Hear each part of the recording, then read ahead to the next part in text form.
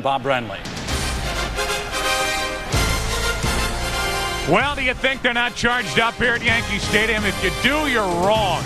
There's no better place to be in October in the game of baseball than right here at Yankee Stadium as we get ready for the Cleveland Indians and the New York Yankees. Of course, I'll probably say that on Sunday when we're in Cleveland, just so we don't make anybody mad. Joe Buck and Tim McCarver getting ready for... When did you slip in here? I just got here. Bob Brenly is here with us as well. We've got the 3 men in a booth situation for you here tonight as we get ready for Game 1. And I guess, guys, there's no better place to start talking about this series than with the Game 1 starters. The starting pitching for tonight, two guys that know how to pitch this time of year. And for the Yankees, we've been talking about it. Everybody's been talking about it. The health is the #1 concern of David Cone and of the Yankees going into the postseason. The healthy right shoulder of David Cone. And if it's healthy, this is what the Indian hitters can look for off of David Cone. A multi-pitch arsenal. He throws everything. If he does have a sore shoulder, and this is very important, he will invent stuff and improvise on the mound to get hitters out, manufacturers out. He goes very deep into counts, and also he throws that killer splitter when he's ahead with 2 strikes. So I guess like the biblical David, Yankee fans are probably thinking that the other David, everything rests on his right sling tonight. What kind of stuff is he inventing on the mound? Like the cotton gin, flubber? Improvising. Here's flubber over here to my left. Bob Brenly. Let's talk about Orel Hershiser. Let's talk about the Cleveland Indians. It was a gimme putt for Mike Hargrove to just roll that ball into the hole and say, Orel Hershiser, you're my guy. I mean, at 39, he's still a heck of a weapon to have. Hey, you mentioned the term Mr. October in New York, and Yankee fans will immediately think of Reggie Jackson for his postseason heroics. But Orel Hershiser could very easily stake a claim on that nickname as well. He's been absolutely spectacular in the postseason. That last footnote right there, the Yankees versus right-handed starters this year, 72-40. They're 2 games under 500 against left-handed starters. We asked Mike Hargrove, if you had a healthy John Smiley, who is a left-hander, if you had him available, would he start Game 1? Mike Hargrove said, no, Orel Hershiser is my guy in Game 1. And then he said, get out of my office, Brenly. I'm getting ready for Game 1. Scram. We are ready for Game 1 here at Yankee Stadium. The Cleveland Indians, the New York Yankees, as the Yankees begin their march back toward the World Series. Well, you think the Indians are scared to take on the Yankees here in Game 1 of this series? That's Kevin Seitzer before the ball game during the lineups. I hope that's a joke. Have you seen Kevin lately? Halloween's early for Kevin tonight. One word for you, fluoride. Starting lineups coming up. First pitch of Game 1 of this division series. The Indians and Yankees coming your way after this from your local Fox station.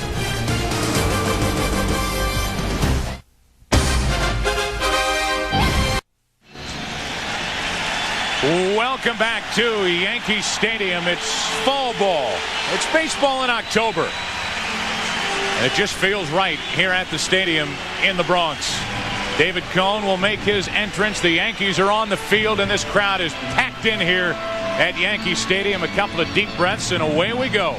David Cone heads out to work Game 1 of this division series with the Cleveland Indians. A look at their lineup. Bib Roberts will lead it off at second base with Omar Vizquel batting second. Manny Ramirez is in right field. Jim Thome cleans up 40 home runs this season, 5th Indian all-time to do that. David Justice, what a comeback. He's the DH and batting behind Thome. Then Matt Williams at third base came on strong at the end of the year. Sandy Alomar Jr. is the catcher with Brian Giles in left. And Marquise Grissom, who starred for the Braves for those years in the World Series, really beat up on the Yankees last year, is batting ninth. The Yankee defense, take a look at it, 6th in the American League. A fielding percentage of .983, just above the middle ground in the American League. And the surprise, I think, for Yankee fans, Chad Curtis is in left field. He gets the start. Tim Raines is in the lineup as a DH. Cecil Fielder is sitting on the bench.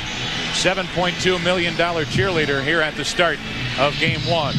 There is Chad Curtis, Bob Brenly, and he was a big addition to this team midway through the year. And Joe Torre said with David Cone on the mound, the defense was going to be at a premium tonight. He wanted to put his best defensive ball club behind David Cone, and Chad Curtis, as you can see from these replays, can get it done out there in left field. Tim Raines, at his advanced age, doesn't cover quite as much ground, doesn't have as good a throwing arm, so Torre going with the better defender in left field. And you're talking, Tim McCarver, about a big left field here at Yankee Stadium, so get that good defense behind this guy, David Cone, a big money pitcher, and I'm not talking about salary. Big game, put him on the mound. The last time that David pitched was last Wednesday. He pitched a 5-inning no-hitter against the Cleveland Indians. However, he did walk 5. He walked 86 on the season. That was 4th highest in the American League. And that's the one thing that you have to be careful about when you're facing the Indians. They have some very patient hitters. Jim Thome led the American League in walks. David Justice walked 80 times in 450 at-bats this year. If the Indians can lay off of David Cone's balls just off the plate, they'll be much more effective against him tonight. And one thing that may be hard for Mel Stottlemyre and Joe Torre to monitor, David Cone in the past has gone out of the strike zone intentionally. Right. To get aggressive hitters to swing at pitches out of the zone. But because he is not as sharp as he's used to being at this time of year, you really have to be careful and make that determination. Is he missing the zone on purpose, or is he missing the zone because he's hurting? Perhaps the way to tell whether his shoulder is okay in the first and second inning is if he's throwing a lot of strikes and getting ahead. Then I feel like David will think his shoulder's well enough to challenge the hitters. But there is no doubt that as he enters this start under the very watchful eye of Mel Stottlemyre, they do not know how David Cone will respond here in Game 1. The first of 3 rounds the Yankees hope for, and there is no bigger piece to this Yankee puzzle than the man on your screen right now. This broadcast also available in Spanish by utilizing the SAP button on your television. We're tired of talking. It's time to play baseball. Bip Roberts leads it off. A .302 hitter with 4 home runs.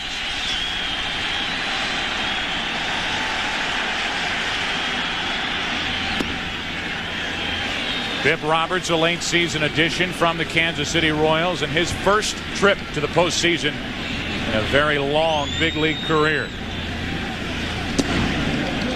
2-0. Bip Roberts playing in 1,107 regular season games before his first trip to postseason. 3-0 on Bip Roberts. Cone hasn't missed by much. Jose Cardenal is imploring the outfield defense to look at him in front of the dugout and reposition themselves. There's a strike, the old automatic 3-1. Roberts, Vizquel, and Ramirez here in the first inning for the Indians. Their 3rd straight trip to the postseason. Same for the Yankees. A leadoff walk, and not the start David Cone dreamed of last night. A leadoff walk, and Roberts is on base. Tim Tashida is the home plate umpire here this evening, with Dan Morrison at first, Rick Reed at second, Dale Scott is over at third. Down the left field line, the crew chief, Richie Garcia, and Darrell Cousins down the right field line here in this division series with the Indians and Yankees. 1 on, nobody out for Omar Vizquel. Speed at the top of the lineup for the Indians, and Roberts and Vizquel. Speed at the bottom with Giles and Grissom. 8, 9, 1, and 2. Speed, an early look at it, and a stolen base for Bip Roberts. He had 18 during the regular season in the early test for Girardi. Roberts got a great jump, and it wasn't even close. Well, David Cone, so much of his concentration right now is just going to throwing strikes at home plate. He wants to get ahead of a hitter sometime tonight. Didn't really pay a lot of attention to Bip Roberts at first base. Didn't give Joe Girardi much of a chance to throw him out anyway. He had 18 during the regular season. Now he has 1 in the postseason. He did get ahead. Cone did get ahead of Vizquel, who shows bunt. Roberts to third. Vizquel out on the sacrifice, 1-3. And an early look at how Mike Hargrove wants to play this game with David Cone. Get the early lead. Get that early lead for Orel Hershiser. And the Indians have a runner at third, only 1 out. I think we talk so much about David Cone's deliveries to home plate, but fielding bunts off balance on the third base side and making that throw to first, that is something that has to be of concern to Joe Torre as well in this ball game. I thought the same thing, Bob. If he's going to re-injure his shoulder, that's the type of play where he could re-injure it. Here's Manny Ramirez. Lives here in New York and has made a living hitting against New York. Terrific season, hitting .328, fourth in the league, and he takes a strike.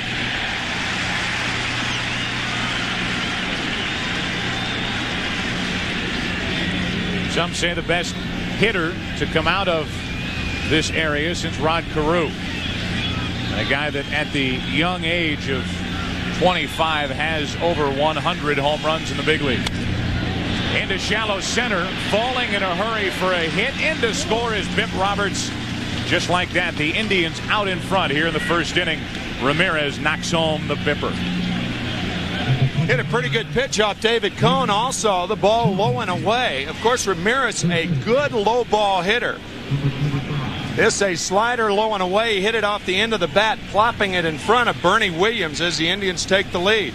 A walk, stolen base, sacrifice, and this.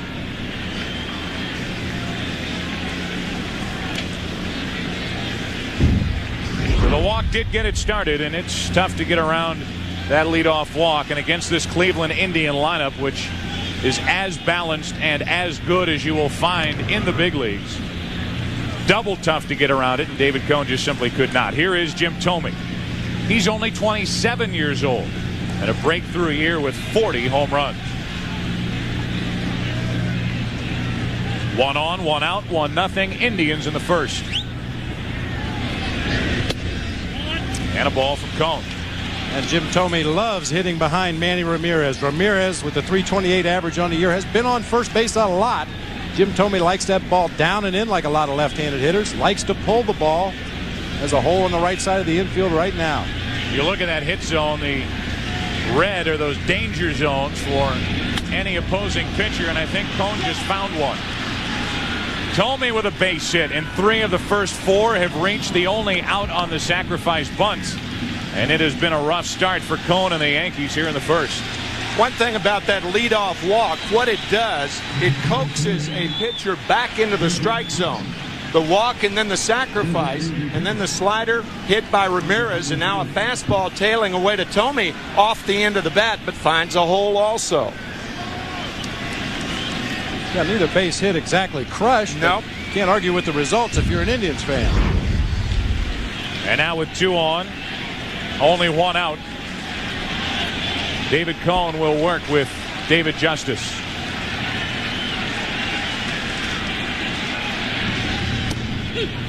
That caught the outside corner. Justice, 3rd in the American League, hit .329, his first year in the American League. Look at this sinker away from David Cone. Paints the outside corner on David Justice. And now the 0-1, strike 2. That looked like a splitter, Bob. I really couldn't tell. It certainly wasn't a breaking ball. As a matter of fact, David Cone does not throw many breaking balls to left-handed batters, and that did look like the splitter. The bottom fell out of it. Crowd wants a strikeout. 1-2. David's strikeout pitch to left-handed batters is the splitter. His strikeout pitch to right-handed batters is the slider.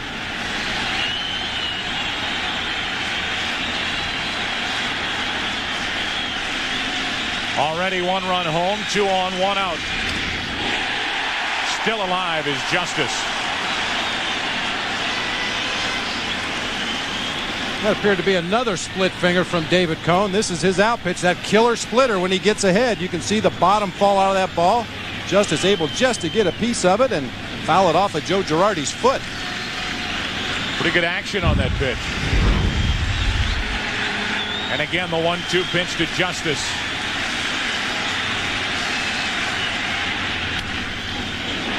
Martinez to second, out, back to first, safe. And it's 1st and 3rd, 2 out here in the first inning. Justice into the 3-6 force out. I think a good throw has him at first base. The Jeter throw a little bit to the home plate side. Nicely turned and quickly turned by Tino Martinez. Watch the throw to the outfield side.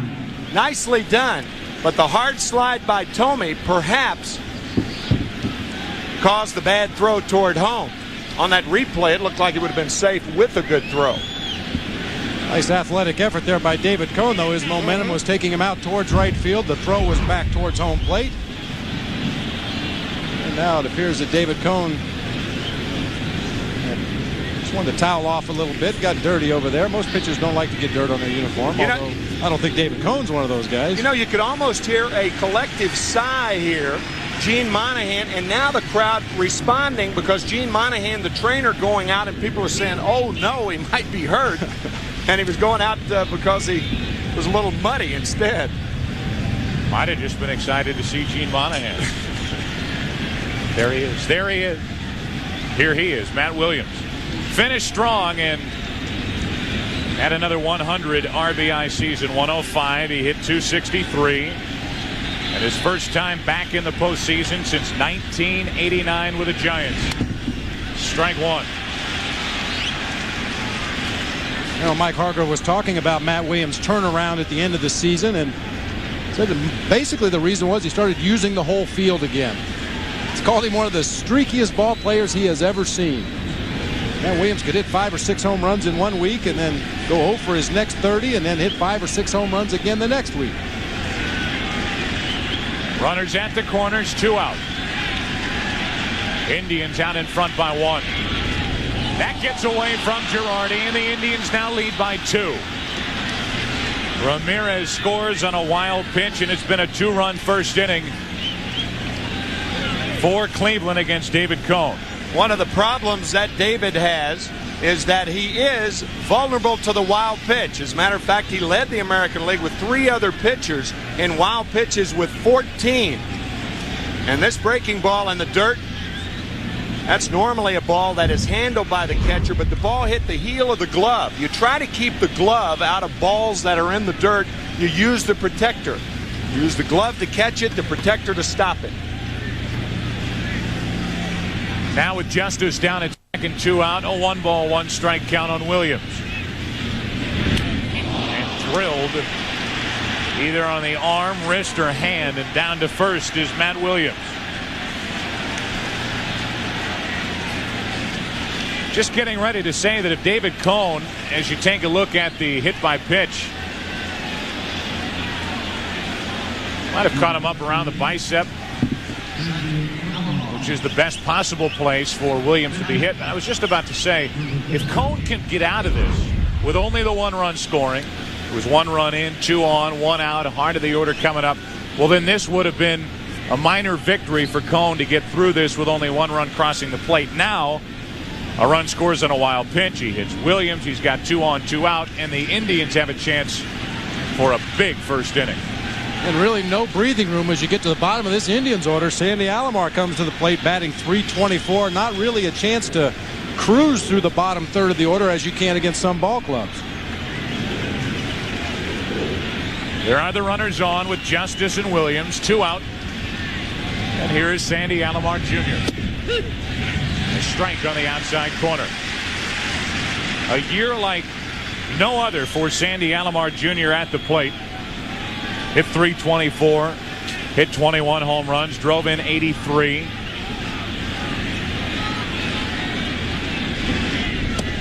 Ball and a strike. 30-game hitting streak at the All-Star game. The most valuable player in Cleveland, the All-Star game. 2-run homer to win it for the American League.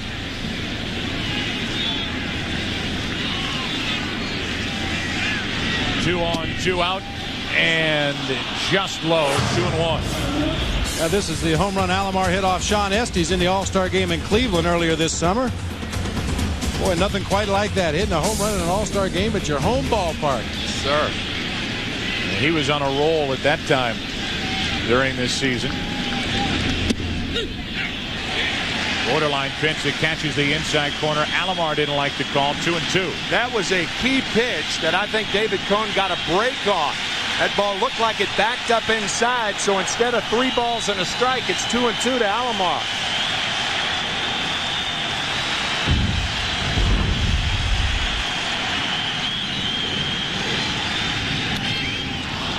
Into left field, sends Curtis back at the track, at the wall. It is gone.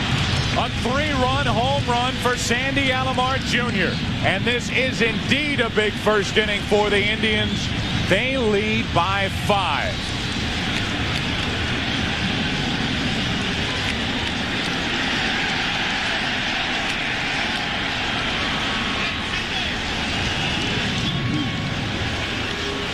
Obviously not a location David Cone wanted to hit with this pitch.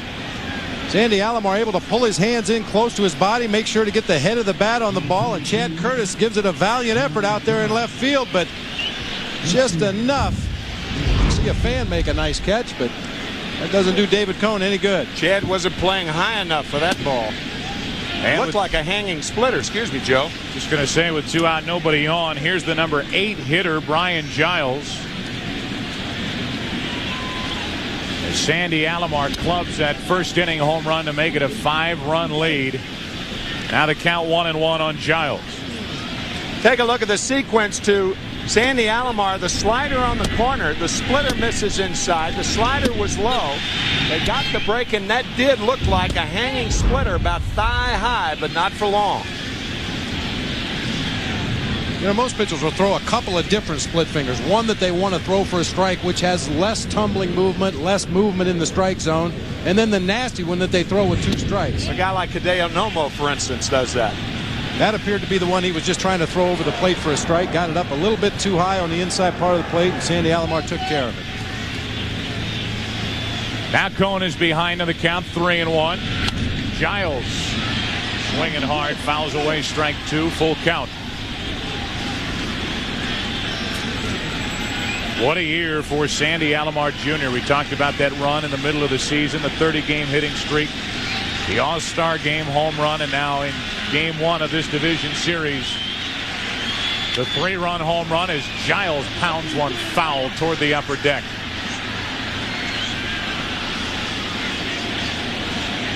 And Mel Stottlemyre already on the phone to the bullpen. Well, originally, Joe Torre and Mel Stottlemyre were looking for 5 innings, possibly 6. But he has thrown a ton of pitches here in the first. That's down the right field line. Sanchez gives way to O'Neill in that long first inning. Finally over for David Cone. He hangs his head. He walks off. 5-0 Indians. A 3-run shot by Alomar. And a big start for Cleveland here in New York.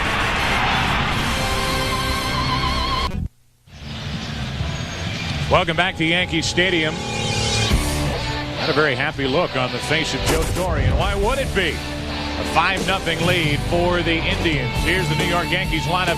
Tim Raines will lead off. He's the DH. Derek Jeter batting second and short. Paul O'Neill in right.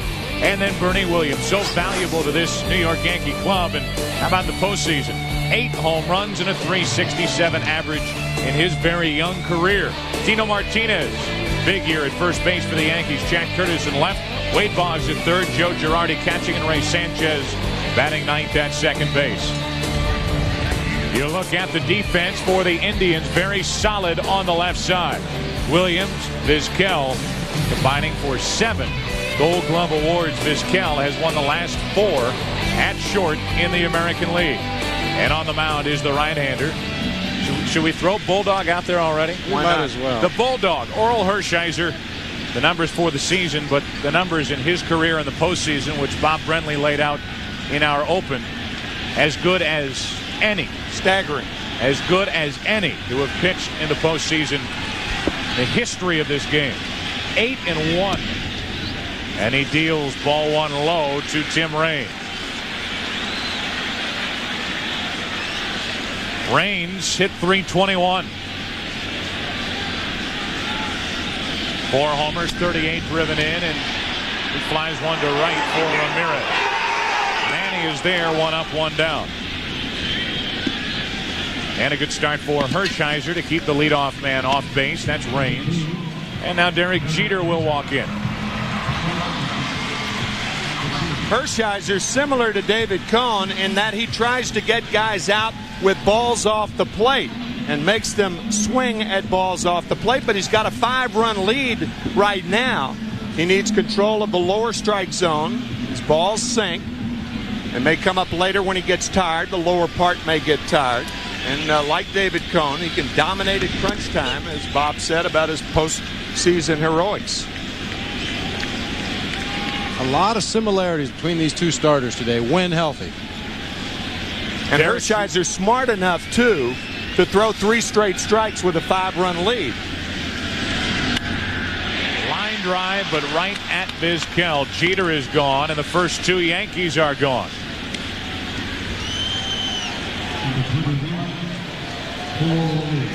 And with the bases empty, the batter will be Paul O'Neill.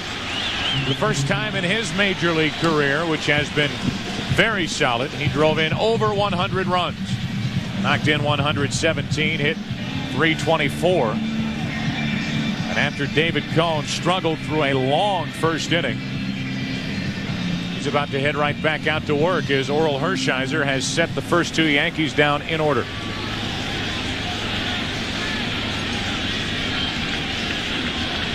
Base is empty, and O'Neill grounds to second. Hershiser makes it look extremely easy, which is what he's done throughout his entire big league career in October. After 1, 5-0 Cleveland. Well, after a 31-pitch first inning, David Cone did not get much of a break over on the dugout bench. We look at the outfield hits by direction for Marquise Grissom, and he will spread it around, and the Yankees play him straight away as he leads it off. How good is this Cleveland Indians lineup? Got a guy like Marquise Grissom batting in the number 9 spot. Talk to a lot of American League managers, and they'll tell you they like a guy like Grissom in that number 9 spot with speed to bridge the gap between the bottom of the order and the top of the lineup. It'll be Grissom, Roberts, and Vizquel as Marquise has a 1-1 count. That's a good point, Joe, because you don't splinter speed. You put speed back to back to back to back, as the Indians have done. Brian Giles hitting 8th, Grissom 9th, and then at the top of the order, Roberts and Vizquel. Grissom now in the hole, a ball and 2 strikes. You talk about Marquise Grissom, you look at his resume. 4 consecutive Gold Glove awards. That in the National League, 2-time All-Star. And a guy who last year, well, the Yankees saw enough of him. Hit .444 against the Yankees in the World Series last October. We talk about these 2 pitchers being big game pitchers as Grissom strikes out to start this second inning. Marquise Grissom, a .404 hitter in World Series play, second highest ever. Yeah, because he had .360 against the Indians in '95. He's the only player in this game that has played against the Indians and the Yankees in the World Series. First strikeout for Cone as he gets Grissom on that pitch that rode up and in. And Bip Roberts bounces one off the plate, going to be close. Cone to the bag to beat Roberts. 2 out. Put out 3-1, and the first 2 are gone for the Indians in the second. That was a bit blip on our mic at first base, wasn't it? Hits the ball right off home plate. Got the high bouncer. Tino Martinez in good position to make the play. Get a look at the Bip scooting down that first base line. There's your blip. Bip blip. Roberts charged up, man. He gets a chance in the postseason. Usually packing up and heading home this time of year, and he finally gets to play on this national stage as Vizquel digs in. 2 out, nobody on. A .280 hitter during the regular season. He bunted Roberts over to third back in the first, and now he bloops one into shallow left. Chad Curtis can't make the catch. And the throw gets past both Jeter and Sanchez, but Martinez there to back up, and the Yankee fans saying, I thought this guy was in that lineup for defense. He came in, had a chance to catch it, but like he overran it. Got a long way to go. I think you're right, Joe. I think he was in better position than he realized when he makes this dive for the ball. He almost has to drag his leg to keep himself in position to catch the ball. Perhaps 1 or 2 more strides here, and he can catch this ball without leaving his feet. It hits off the thumb of his glove. Bernie Williams heads up, backing up the play. You can see he was there, should have caught it. Not to make an excuse for Chad Curtis, but he is primarily a center fielder. And when a left-hander hits a ball to the left fielder, the ball will come back to you. And that's possibly a reason why he misread that little looper by Vizquel. So now 1 on, 2 out, and here's Manny Ramirez, who drove home a run with a hit, later scored on a wild pitch in that long first inning.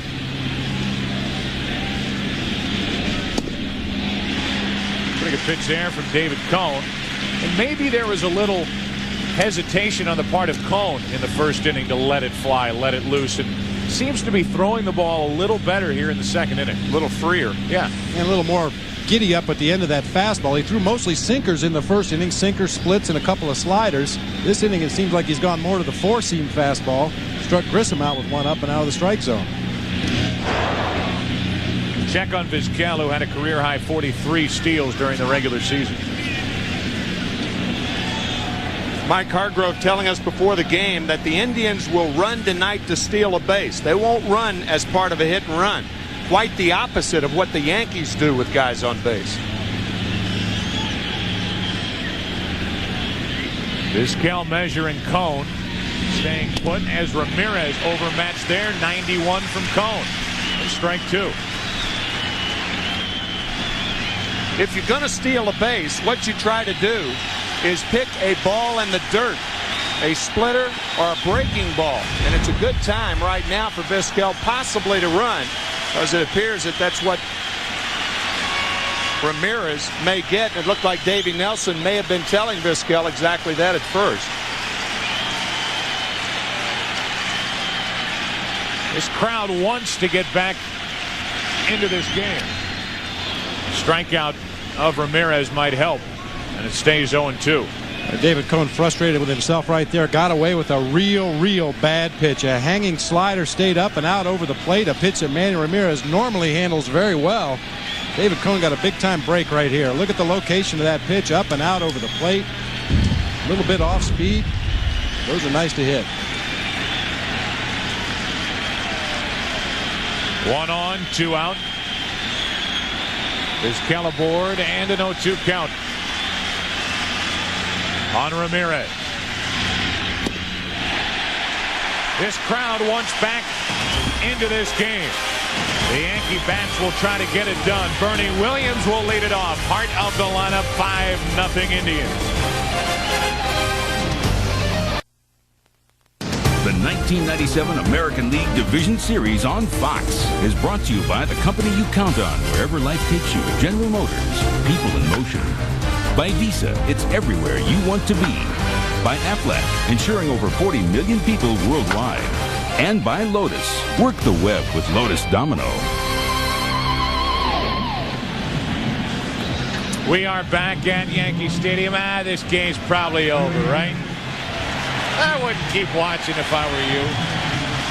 Well, those guys aren't going anywhere anytime soon. Imagine the disappointment those two would have felt had David Cone not been able to pitch in the postseason. Oh. But I bought the paint. I had the face paint and the Cone thing. Bernie Williams leads it off with Tino Martinez and Chad Curtis to follow. Heart of the order, and these are the guys trying to get the Yankees back in this game. If that were to happen, they would have had to have changed to their Brian Bowringer uniform, which is a little tougher to very unusual portray. Yes, with face paint. A ball from Hershiser to start this second inning. Bernie hit .328 during the regular season. That's 31 games, 2 times on the disabled list with hamstring trouble. But while we talk about Cone and his importance to this team and this pitching staff, this Yankee team is a different team when they don't have Bernie Williams in that lineup. Completely different team.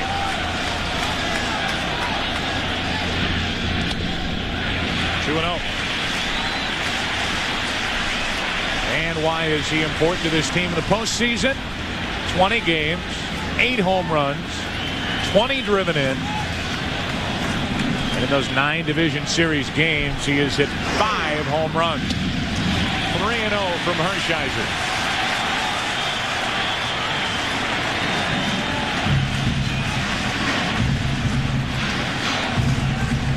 At some point this inning, Bob Brenly, I want you to tell everybody about those high socks that the Indians are wearing. That's a big story here. Automatic on 3-0. It's 3-1. Well, why not right now? Okay. The ball club wore the socks up high to honor Jim Thome on his birthday. Since that time, they've played very good ball, 16-10, so they continue to wear them out. And probably will right through the postseason until they show signs of not playing well with the high sides. Or until they go to the pool on vacation.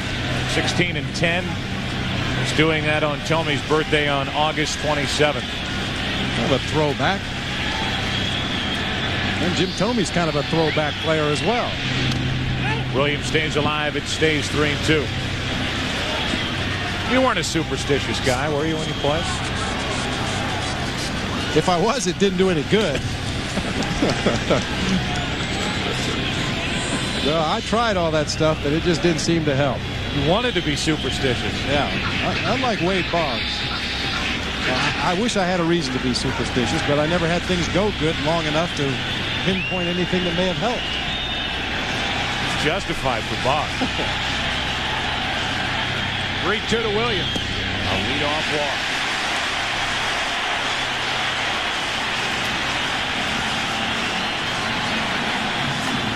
What does Orel Hershiser say about pitching to this New York lineup? In pitching to the Yankees, the key is to keep the people off the base that are supposed to be off the base, the people that you can get out, and so those RBI guys don't come up with men in scoring position. They seem to be much tougher hitters when there are men in scoring position than when there's nobody on. Those Yankee hitters' eyes light up when they have a chance to knock home runs, and nobody did it better for the Yankees this season than him. Tino Martinez, 141 driven in. Number 2 in the league behind Griffey. 44 home runs. Into right, a base hit. Williams will turn but stop, and it's 2 on, nobody out in the second. It's a close ball game. Bernie Williams goes to third base and makes it easily. But when you trail by 5, it forces you into a very passive game. You have to play the one base at a time type offense until you can try to get closer. You can see Manny Ramirez in right field. See how deep he was, trying to make sure on that ball that it doesn't get by him. I think Bernie makes it easily, but you can't afford to take the chance when you're trailing by 5. I agree with you. That's the standard logic when you trail by 5 runs, is take it one base at a time unless you're sure you can make it. But I really think that the Yankees should put as much pressure on Manny Ramirez in right field as they can in this series. Chad Curtis digs in with 2 on, nobody out. Playing Chad Curtis and having him in your starting lineup is a great idea to add to your defense until you fall behind 5-0. They have a guy, Cecil Fielder, on their bench, making $7.2 million this season to pound the baseball, and he's just watching right now. Strike 2 on Curtis, 0-2. Only problem with that logic with the Yankees trailing by 5, if you put Tim Raines in left field, then the pitcher becomes a designated hitter. Because Tim Raines started the game as the DH, and you can't move him out of that spot into a defensive position. 2 on, nobody out here in the second.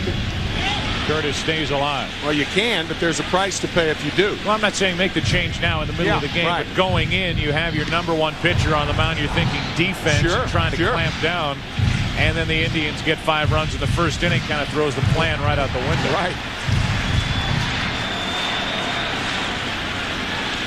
But Curtis did put up a good year offensively. Traded to the Yankees from the Indians earlier this season, but set up here 0-2.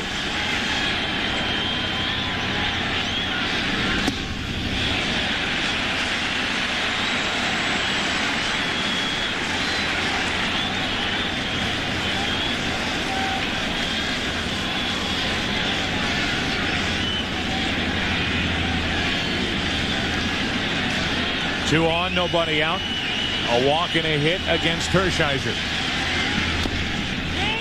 And now Curtis in that battle mode, trying to find a mistake. You know, Tim, you talked in the open about David Cone. We saw his scouting report. You could almost apply the same scouting report to Orel Hershiser, with the exception of that split-fingered fastball, a pitch that Orel does not use. You can see him drop down at low 3/4 right there, get a little extra movement on that sinker. Chad Curtis only able to foul it off his foot at home plate. He will invent stuff out there on the mound as well. Yep. A ball and 2 strikes on Chad Curtis. And the slow roller is foul.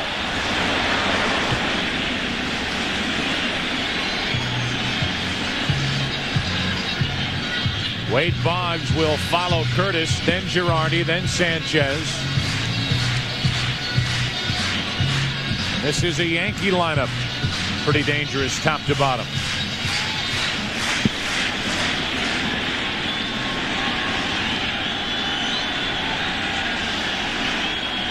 Curtis trying to chase those 2 guys. 2-2 and a pretty good at bat here for the veteran outfielder.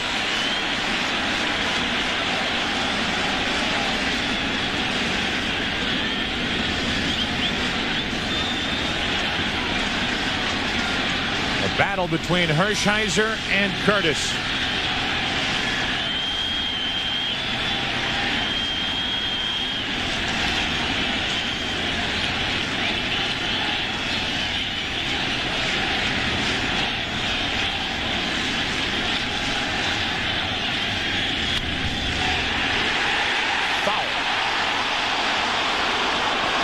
He got that hanger you were talking about, Joe. That was the worst pitch that Orel Hershiser has thrown in this game. The breaking ball that just sat there. Watch Chad Curtis's eyes light up. Breaking ball off of Orel Hershiser inside part of the plate, and that ball just missing from going fair.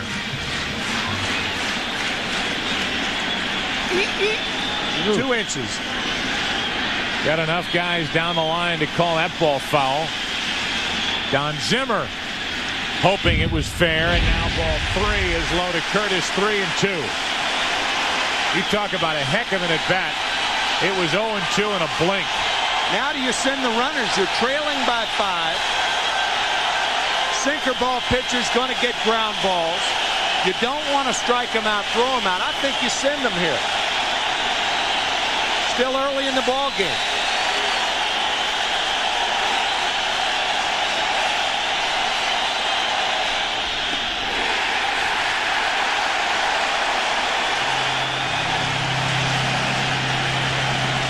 One of the loudest ovations you'll hear for a walk in the second inning of a ball game. That was a tremendous at bat by Chad Curtis right there. You mentioned, Joe, he was 0-2 before he had a chance to get a toe hold in that batter's box. Fouled off some tough pitches. Wasted a hanger, pulled it foul down the line. Able to finally draw the walk. A lot of guys, too, when they just miss an extra base hit, as Curtis did, the ball 2 or 3 inches foul, you think the at-bat's over from a psychological standpoint because you realize you're not going to get another hanger like that, especially from a guy like Hershiser. And he took those last 2 pitches and just missed. And now the bases are loaded for Wade Boggs. Hershiser up to 24 pitches. That last column, the only column that matters. 5-0 Indians, but for how long? Last time we saw this guy in October, he was on horseback. Strike 1. And you know, Boggs is a guy that's going to make Hershiser throw strikes. He's not going to go out of the zone. Barking at Tim Tashida, thinking that ball was outside and high. Bases loaded, nobody out. In a 5-run game, and there's a ball, 1-1. When I use the word October, I'm using it in a figurative sense, of course, this being the 30th of September. Career with the bases loaded. Who would the Yankees rather have at the plate? Double play ball. Robert starts it. Vizquel can't turn it. It's a 5-1 game. He went in high at second base, and that's why the Indians are going to argue. Chad Curtis, realizing the leaping ability of Omar Vizquel, goes in standing up. And fortunately for the Yankees, they got the call. from Rick Reed at second base.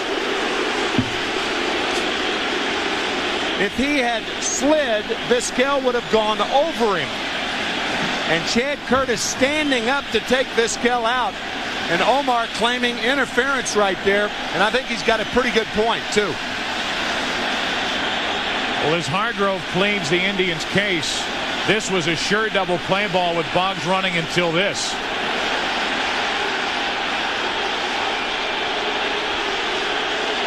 Well, there's no rule that says you have to slide at second base on a double play attempt. Curtis, as you could see, attempted to slide. He started to get into position to slide, but then saw Vizquel coming across the bag. As Tim mentioned, he realizes that Vizquel just would have jumped over him and completed the double play. So Curtis broke it down, went in standing up, and did make contact. In the regular season, if that happens, there is retaliation. And usually it's the next time up. It's doubtful that it will happen in a playoff series. But the next time Chad Curtis goes into second base, if Omar Vizquel is going to uncork a ball, I'll guarantee you he's going to try to get down and make Curtis get down, or otherwise hit him in the coconut.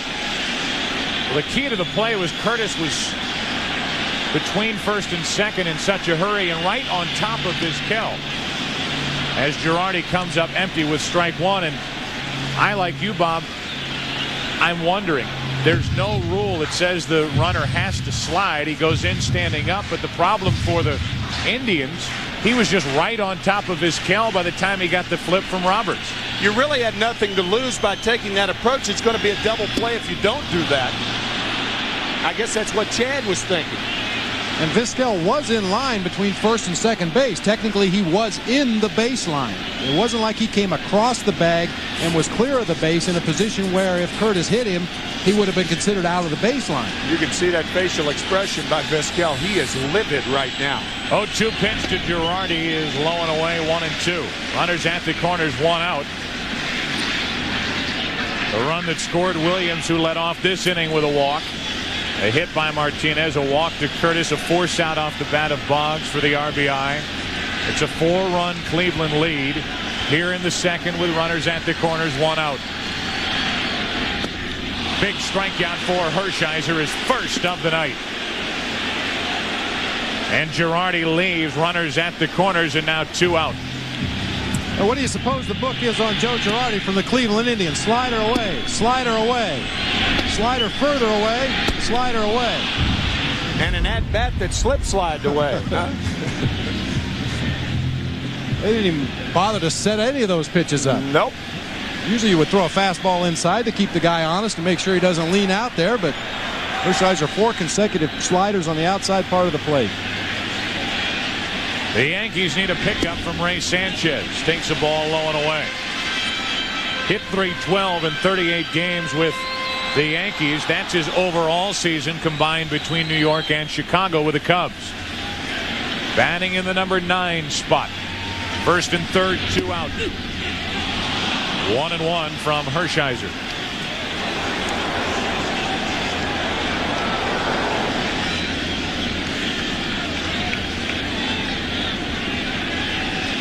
Yankees loaded the bases with nobody out. Hershiser trying to keep it a 1-run inning. 2 balls and a strike.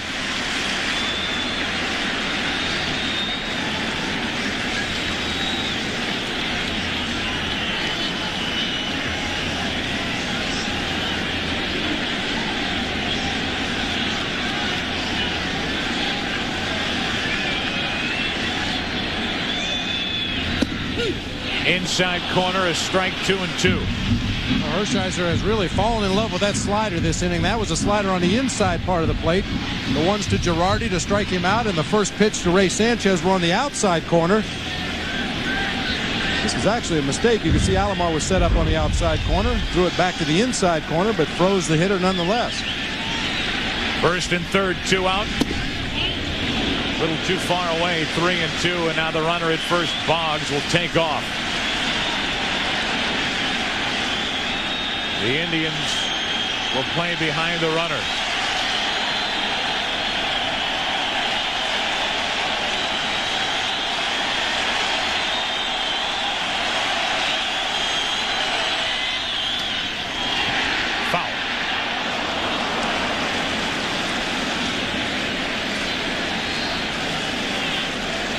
Sanchez is a right field hitter anyway.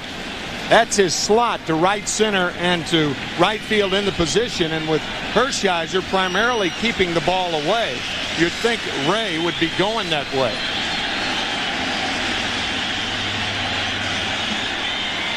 Left center field is wide open because of that.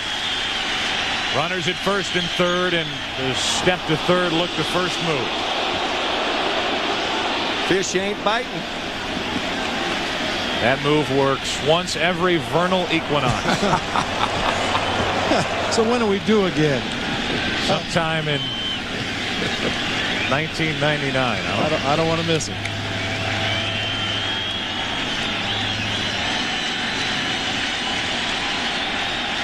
Again, the 3-2 to Ray Sanchez.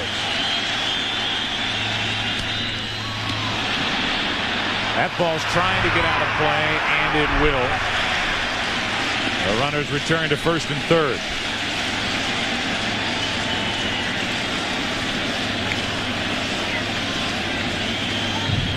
The Indians came up with that big 2-out, 3-run home run in the first inning, supplied by Sandy Alomar. The Yankees asked for something out of Ray Sanchez.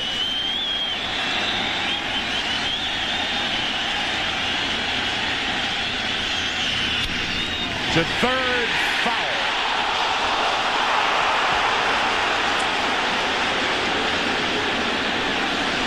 Another one just foul down the third base line. The ball hit by Chad Curtis, and now by Ray Sanchez, a little farther foul, but not by much. Wow.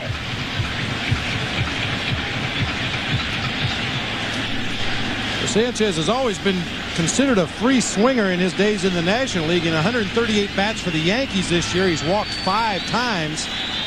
Really surprised to see Hershiser giving him good enough pitches to get the head of the bat on right here. He'll probably chase out of the zone if Orel would go to something in the dirt low and away. Little squirter back to Hershiser.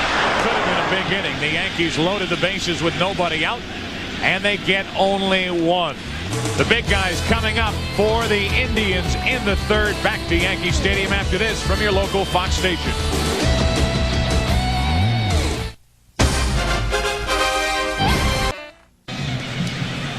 David Cone back to work into the third inning. It will be Tomey, Justice, Williams, heart of the lineup for the Indians, who lead by 4 now. After the Yankees came up with one in the second. Tomey, who singled and scored back in the first inning. Facing David Cone. Hard hit, but right-hand Sanchez. 1 pitch, 1 out. David Cone needs one of those economical innings with a minimum of pitches to help him get through this evening. Thursday, we're right back here for Game 2 of the American League Division Series. This time out, Jared Wright, the Indians, goes to the mound, his first postseason appearance, to take on Andy Pettitte and the rest of the Yankees. Catch all the action beginning live at 8 Eastern, 5 Pacific, right here on Fox. Here's David Justice. Justice 0 for 1. Takes the ball. Amazing what David Justice did his first trip through the American League. Coming off a total reconstruction of his right shoulder. Bothered by bad left knee, a little twinge in that knee. It's funny to watch Justice in a postseason game wearing the Cleveland Indians uniform. The team he helped beat back in 1995. That is in the gap in right center. He's got a chance, and off the top of the wall. Misplayed by Williams in center, but Justice will hang on. Not only did Williams misplay it, made a poor throw, but it's just a 1-out double.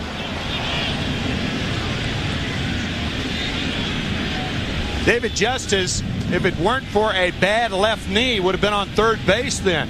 He crushes this ball. It misses going out of the ballpark by about 3 feet. Looked like it hit right in the middle of the 8 on the 385 sign in right center field. Heads up base running on David Justice's part as well. He rounded second base, took a big turn when he saw Bernie Williams throw, air-mailing everybody on its way to third base. He came a few steps further. He saw the throw was offline. If that throw would have pulled Wade Boggs far enough off of third base, he probably would have tried to advance. Now Justice at second with one out as Matt Williams pops the first pitch up. Girardi is there, has a play, and struggles, but makes it 2 out. That was one of those throws from Bernie Williams where you use the Chrysler building as the cutoff building. There it is, David Justice, as Bob said, making the turn at second base. And then the throw from Bernie Williams, pulling Boggs off the bag, and David scampering back to second. You can see him pick up the flight of the ball and then take a quick peek to see where Boggs was, and came a couple extra steps around second base until he realized Boggs was going to get the ball fairly close to third base. First inning hero Sandy Alomar Jr. grounds to short. Jeter takes care of it. And Cone gets around a 1-out double by David Justice. Top of the order coming up for New York. They trail by 4. Yeah. We are in the bottom of the third inning here in New York. Our overhead shots are courtesy of the Goodyear Blimp Stars and Stripes, based in Pompano Beach, Florida. At the controls, Captain Jim Maloney from Vienna, Virginia. Bottom of the third inning, top of the lineup for the Yankees with Raines, Jeter, and O'Neill. Tim Raines flying to right his first time up. And the reason as to why Tim Raines is in the lineup at that DH spot, keep hearing Joe Torre going with the hot hand. After coming back, battling back from the hamstring trouble. Hit .321. Was all over the bases down the stretch for the Yankees in the month of September. The count 2-0.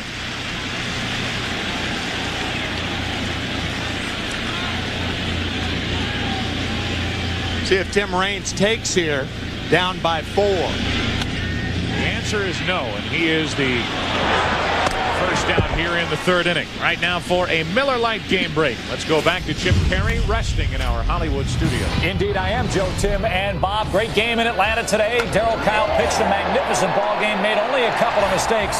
Ryan Presto, a solo home run, one of only 2 hits on the day, but Greg Maddux a little better. The Braves win it 2-1 tomorrow. It's Tom Glavine, and Mike Hampton has been spectacular in the second half of the Astros. Thank you, Chip. You see any of that? You see Maddux? Oh. You had to look quickly if you did. Talk about economy of pitches. He is just remarkable. Jeter into left field, sending Giles back. 2 up, 2 down here in the third.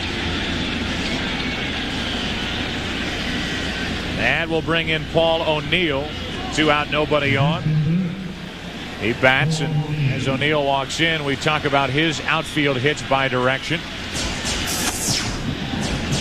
And this is a guy who you can almost play to hit the other way. Those 66 hits to the opposite field, leading the major leagues among big league hitters, going the opposite way for base hits. Yet left center field is wide open as O'Neill walks in with 2 out, nobody on. And going the other way, he fouls it down the left field line. Yeah, see, that's not his long ball, but that is why his average is at 324 right here. A little off center, am I not? There you are, right there. He can handle that pitch away so well that pitchers really have to move the ball from one side of the plate to the other to get him out. He is one of the tougher outs against right-handed pitching in the American League. That ball inside, and O'Neill could do nothing with it but pull it foul, strike 2. Is this more an indication as you look at their defense? Playing O'Neill to pull, is this more an indication of how Hershiser will pitch him? I think you're absolutely right there. Hershiser perhaps going to go after him with a lot of off-speed pitches.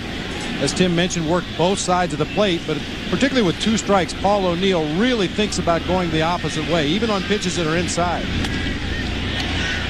Pops it up behind second base, shallow center. That's Grissom, and that's a 1-2-3 inning for Orel Hershiser, settling in.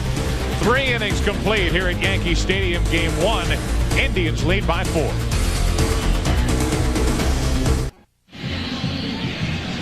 Played 3. Yankees trail by 4. Indians with that big 5-run first inning lead 5-1. It'll be the bottom part of the order for Cleveland. Giles, Grissom, and Roberts. You may get a look at Joe Girardi there on that catcher's mitt with 2 fingers out of the back of the glove. He was struck on the, there you get a real good look at it. He was struck on that middle finger with a pitch from David Wells that went the wrong way.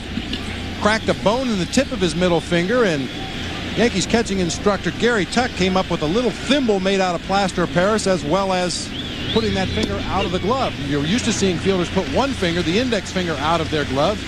Joe Girardi puts 2 fingers out to try to protect that broken bone. Took that thimble right out of his Monopoly set. Brian Giles leading it off and unloading on that high delivery. Strike 2, 1-2. Joe can either catch or sew now. And can pass go and collect $200. Jorge Posada, boy, did he play well. Final month for the Yankees in place of Girardi. 2 balls, 2 strikes on Giles. Yankees just had a terrific September. They won 17 of their last 22 games in their last 5 in a row coming into the playoffs. Matter of fact, the Yankees had a better record this year than they did last year. 96 wins this year, 92 in 1996. And that's why it's a real shame that with all the junk that goes on around here, that lost in that shuffle is the fact that Joe Torre and these Yankees have overcome a lot of adversity here in 1997. He'll be the first to tell you this has been a much more difficult year. Right. Only to have a better season win total wise, and here they are winning 5 going into the postseason to defend their title. And you just got a shot of the man that is completely in charge around here, Joe Torre. 2 balls, 2 strikes. Giles leading off, and a soft liner cut by Sanchez, 1 away.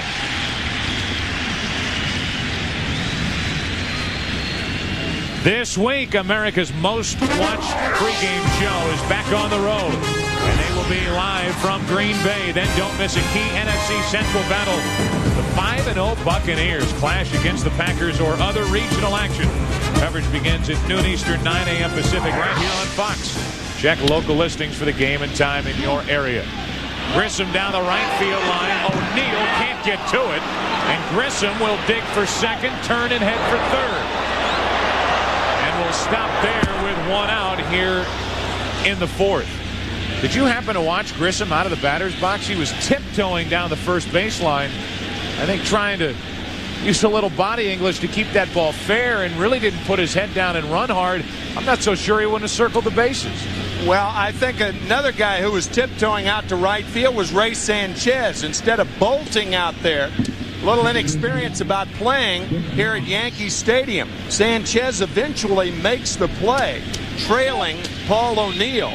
But had he gone out there right away, perhaps he could have held Grissom to a double. A lot of times you just don't know the field and its unusual caroms, and now you have the infield in for the Yankees. So the triple with 1 out, infield in. Roberts bloops one into center for a hit. And it's 6-1 Cleveland here in the 4th inning. The 1-out triple, the RBI hit for Bip Roberts, making his presence felt in his first postseason game. And David Cone may be nearing the end of his night. Mel Stottlemyre going out to talk to David to give Mendoza a chance to warm up. Mendoza was up earlier in the ball game, right, so he shouldn't be too far away from being ready to come into this ball game. 56 pitches thrown by Cone. There's Mendoza getting ready. Cone back in the first inning threw 31 pitches. Then in the second inning looked like he started to cut it loose a little more. Got around a double in the 3rd, but cannot get around a 1-out triple by Grissom here in the 4th. Indians have their 5-run lead back, and Stottlemyre back to the Yankee dugout. Here's Omar Vizquel, who dropped down a sacrifice bunt his first time, singled in the second. Bats with Roberts at first and 1 out.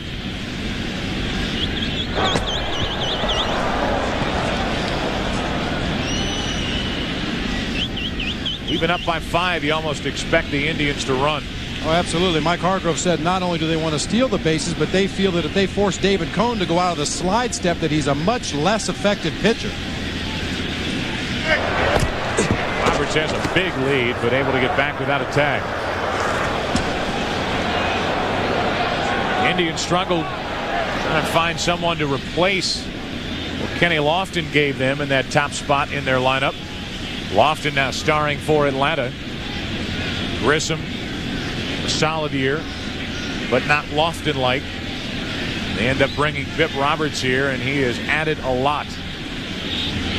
Not going as Vizquel takes ball 1 low. Yeah, the Cleveland Indians actually have better team speed now with Lofton gone, because when Kenny was with the Indians, you had Kenny, Lofton, and Vizquel sometimes. But now you've got Grissom, you've got Vizquel, you've got Roberts, and you've got Brian Giles. 1 on, 1 out. 1 ball, no strikes. 2-0 from Cone. Case could be made that David threw those 2 balls low because Roberts was on at first base. Sometimes by staying at first, the threat of the stolen base is more effective than the stolen base itself.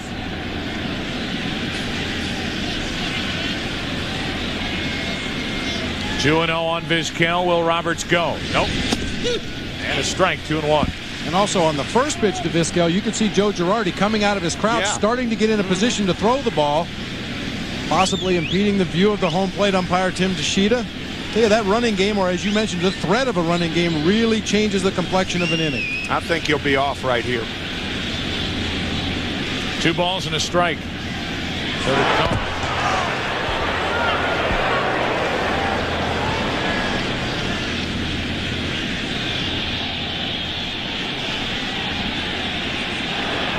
Packed house here at Yankee Stadium. Awful quiet here in the 4th inning, and with good reason. 6-1 Cleveland. There he goes. The pitch low. The throw by Girardi is good, but not in time. And Roberts steals his 2nd of the night. Bip running on the first pitch, his first time on first. He waits 4 pitches to run here. The pitch was low. Not only does he steal 2nd, but he gives Omar Vizquel a chance to hit with a count 3-1. Quick tag by Jeter. Very close play at second base. May have had the hand in there. Jeter and Girardi thought they had him. Rick Reed did not. Now a full count on Omar Vizquel.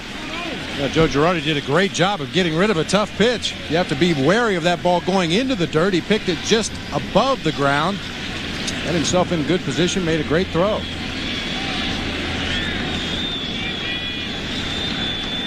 Roberts in scoring position with 1 out. 3-2 to Vizquel. Will do it again. After Vizquel, it's Ramirez. And then you start down that row of Thome, Justice, Williams, Alomar.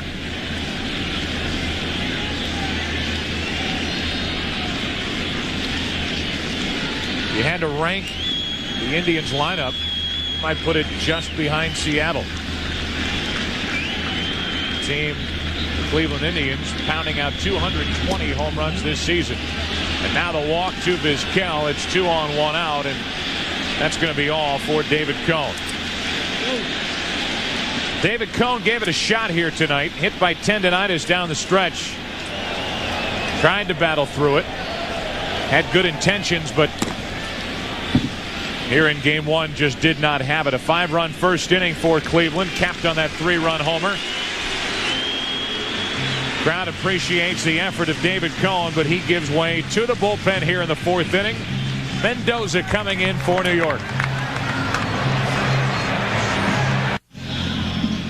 We are only in the top of the 4th inning, and David Cohn will sit the rest of this one out. First base coach for the Cleveland Indians is Davey Nelson.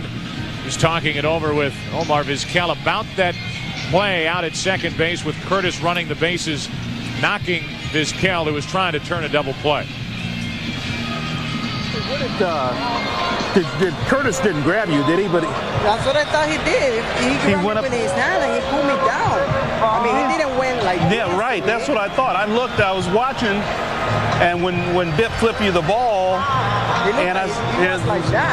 Yeah. Did he touch you at all? Yeah, that's what I thought. Contact is made all the time when runners slide into shortstops or second baseman on double play attempts. And it was Omar Vizquel's opinion that he was interfered with by Chad Curtis. Ground ball to the left side. Box to second, out. Over to first, out. How about that? Mendoza in. Ramirez, the inning-ending double play. Bottom of the 4th inning. Mendoza gets the Yankees out of trouble. A 5-run Indian lead. This is what happened in the 2nd inning with the bases loaded and nobody out. Wade Boggs, the batter, a grounder to second baseman Bip Roberts. Chad Curtis running into Omar Vizquel. Vizquel thought he interfered, and the double play that ended the 4th inning for the Indians. Vizquel going in the more conventional way, and the throw by Ray Sanchez. I think that's what Vizquel wanted to do, jump over Curtis, and was very surprised when he went in standing up. Of course, the defense and middle infielder has for a man coming in standing up, as we mentioned, is to put one right between his eyes. That's right. And Vizquel held on to the ball, chose not to let go of the ball. Perhaps if he would have tried to throw the ball and struck Chad Curtis, rather, the runner, maybe something would have been called at that point. Maybe. Yeah, that's right. The life of a middle infielder.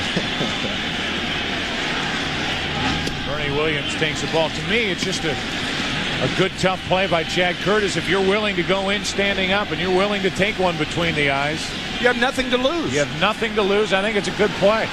And you could see on the replay, Vizquel, the soundbite talking with Davey Nelson, saying he grabbed his arms. He didn't grab his arms. No. I just think it's a good play. Vizquel was pleading his case and obviously was frustrated that they couldn't turn the double play. It really didn't cost the Indians anything. No. Because Hershiser got out of it. All it did do was give Wade Boggs an RBI, and instead of just a double play ground out and a run scoring on the double play. It may have been considered legal, but I will guarantee you the next time Chad Curtis comes into second base and Omar Vizquel is going to throw the ball, he's going to drop down and try to decapitate him. There's a strike to Bernie Williams with Tino Martinez and Chad Curtis to follow. And you do not forget those things. No. And I learned the hard way with Andy Van Slyke in his days playing with the Pittsburgh Pirates. I learned that Andy Van Slyke never slides coming into home plate. Of course, that was after a hyperextended left elbow on one play and a broken nose on another one. Is that what happened to you? Yeah, that was it. Talking about Bob's elbow again, right? Yeah. Bony elbow, is that what you're talking about? Making that makeup person working awfully hard. 2 balls, 2 strikes. Williams. 2 hopper to Bip Roberts. Williams now 0 for 1 with a walk and a run scored. Our Aflac trivia question: who is the only player in postseason history to homer from both sides of the plate in the same game?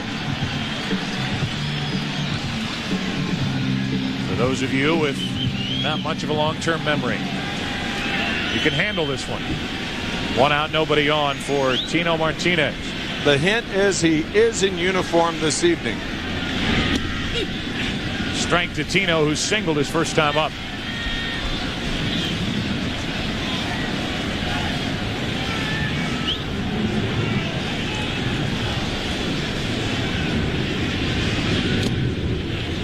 That's strike 2.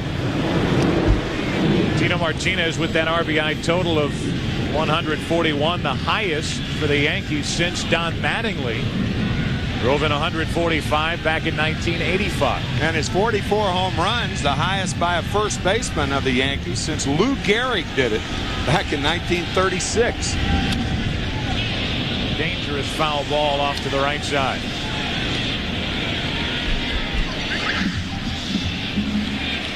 There's Chad Curtis. He will follow Tino Martinez, who tries to reach base for the second time tonight. Orel Hershiser again proving to everyone involved he knows how to handle a big lead. His teammates got him 5 in the first. They lead again by 5 at 6-1 here in the fourth. Hershiser will change his pitching style over the course of a ball game. We saw him with the big lead right away, the 5-0 lead. He came back the next inning and was just throwing sinkers right down the heart of the plate. Now he's going back through the Yankees lineup another time. He's throwing a lot more off-speed pitches, a lot more breaking balls. Martinez skies one to right. Will it carry out of here? Ramirez back. Got it. 4-run Cleveland lead.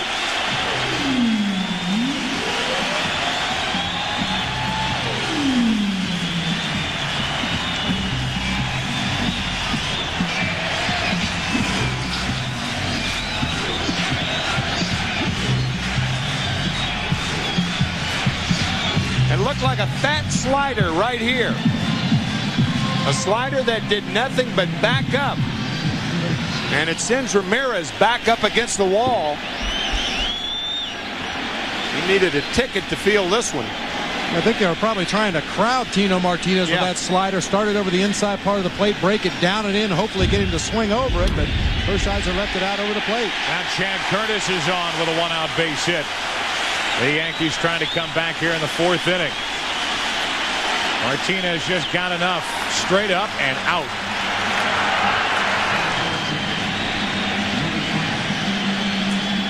So Curtis has drawn a walk and singled, and maybe we'll get another look at Curtis and Vizquel out at second base. It looked like Vizquel was looking at Curtis.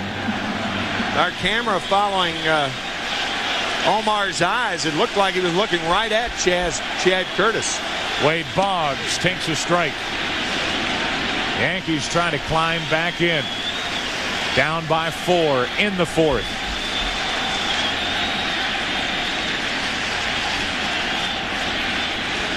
Vizquel, the shortstop for the Indians, on your left. 1 ball, 1 strike with Chad Curtis, the base runner, at first. Interestingly, if the runner runs over the last 2 pitches, Vizquel would have been covering. Closed mouth as I've got it, open mouth as you've got it. Closed mouth, he's got it if Curtis runs. He wants to cover.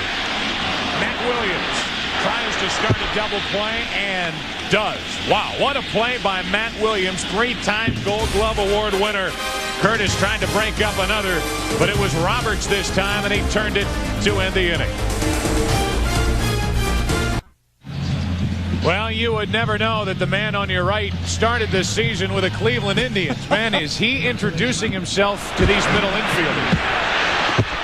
Goes in with a very hard late slide. He doesn't hit the ground until he's even with third base. You can see Bip Roberts comes off the back of the bag to try to protect himself, and Chad Curtis is a one-man demolition derby out there tonight. He made Omar Vizquel mad. Now, I don't think Bip cared. I don't think that bothered Bip. Do you? It certainly didn't bother him completing the double play. The brilliant turn of the double play. I mean, what a job by Bip Roberts to get rid of that ball on the money and still get Girardi. And a good feed on the part of Matt Williams, the third baseman. When you know it's a slow developing double play, you realize that runner is going to be closing in on the middle infielder. So you try to feed him the ball on the back of the bag so he can use the base to protect himself. After that, it's up to the second baseman to make the turn, and it was a fine turn by Bip Roberts.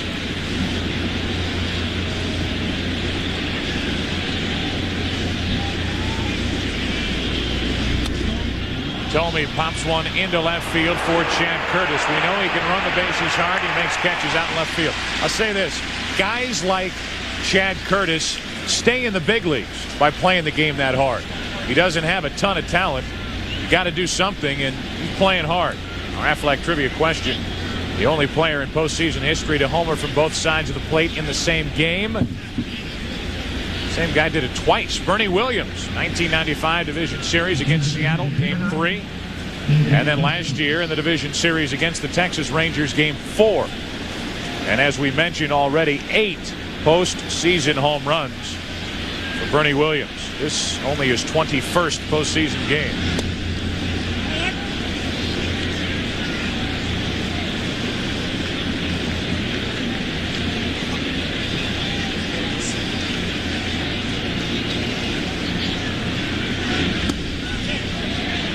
Justice went around, and the count 1-1 instead of 2-0.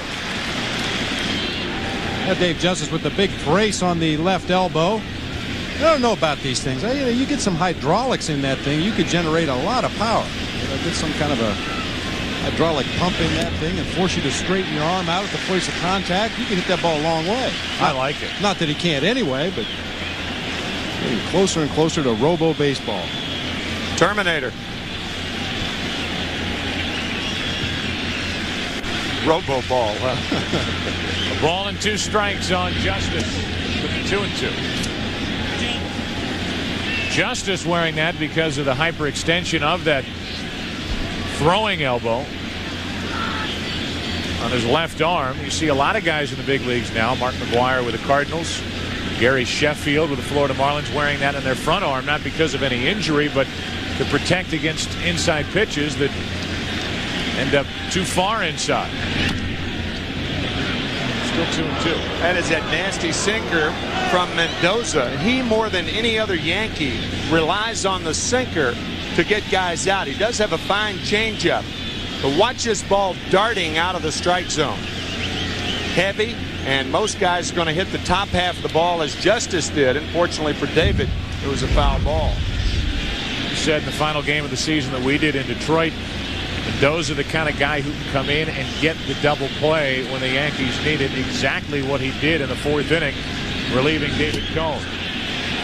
Albeit a nicely turned double play off the bat of Ramirez. Boggs to Sanchez to Martinez. 5-4-3.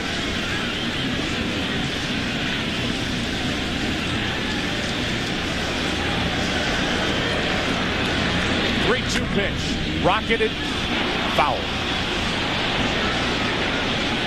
That ball sounds good coming off his bat. Well, that one sure did. That handcuffed the ball boy down the right field line. You can't blame him to pull any more than he is. He's right against the bleachers.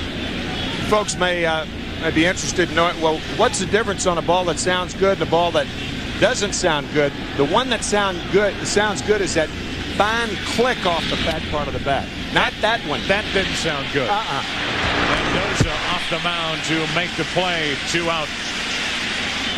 Game 2 of the ALCS 1977. You want to talk about play out at second base. That's Nettles. That's Randolph. And meet Mr. McRae. Run scored on the play, and get into these high intensity games. A little more of that going on, and Willie Randolph found out the hard way.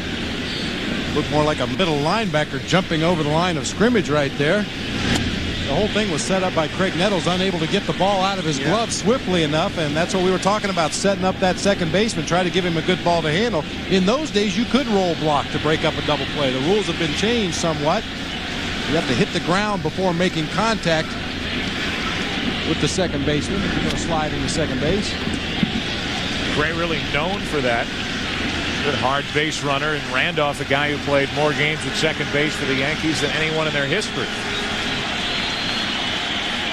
0-2 the count on Matt Williams. Now the third base coach for Joe Torre. 2 out, nobody on. Mendoza trying to retire the first 4 hitters that he faces here tonight. Mission accomplished. Handcuffing Matt Williams. Mendoza working well. Halfway through it, Yankees come to the plate, down by 4.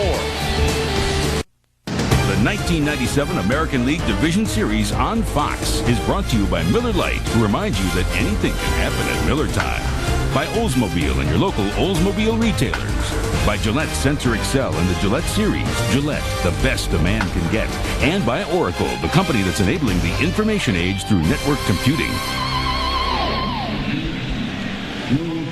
After a view of the Bronx from Manhattan, we take you inside Yankee Stadium. Providing our shots from above is the Goodyear blimp Stars and Stripes. 1960 when the Goodyear Blimps first began live sports coverage. 1960 Orange Bowl was the first event. Can you imagine the first guy that went up in a blimp? I'm going up in that thing. Base hit up the middle by Girardi, the number 8 hitter, and the Yankees trying to get something started here in the 5th. Leadoff man is on for the second time tonight.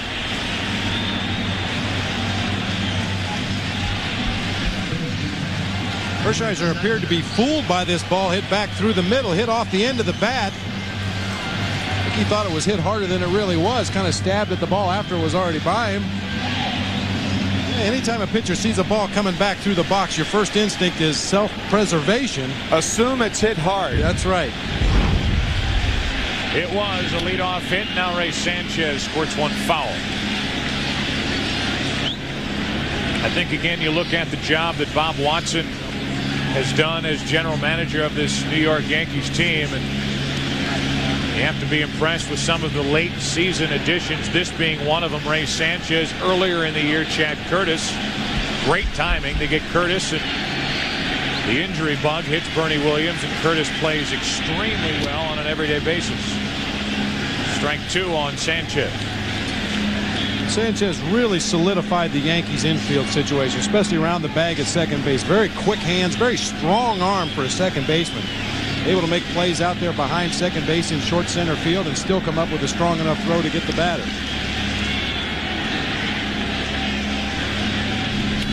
That's down the left field line and trouble. Girardi chugs around second. They bring him to third and hold him there. It's a double for Sanchez, and here come the Yankees in the 5th.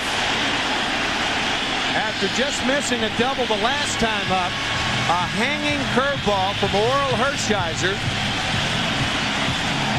Sanchez has never met a ball around the letters that he doesn't like. Hanger right there, folks. Major league hanging curveball. And a nice play down in the corner by Brian Giles. He was out before the ball game today with the coaching staff, and they had a coach hitting fungos down in that corner to play these various caroms, and Giles plays it perfectly, gets the ball back in, and holds Girardi at third base. Some of his teammates came out early just to heckle him down there as well. Second and third, nobody out. Raines into left center. That'll get a run home. Grissom makes the catch, tagging and scoring Girardi, and it's a 6-3 Cleveland lead.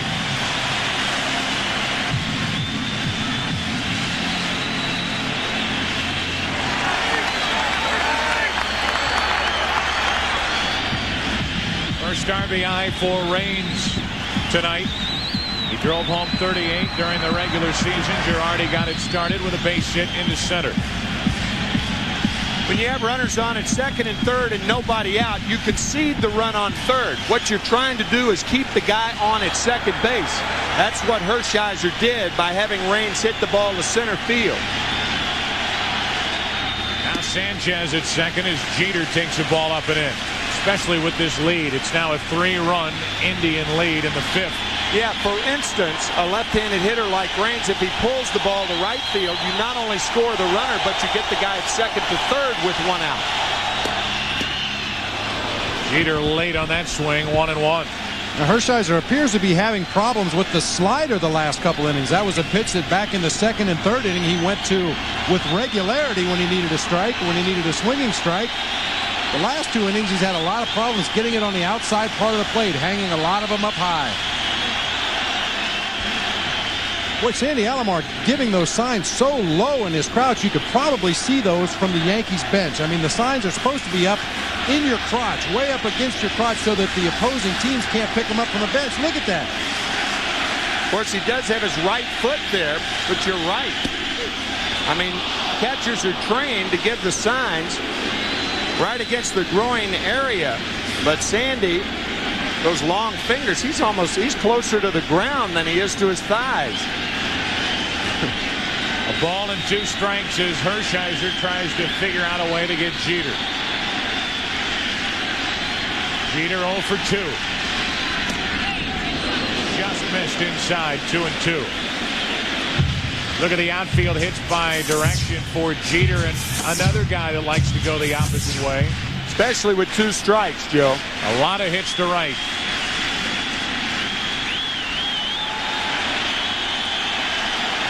Runner at second, one out.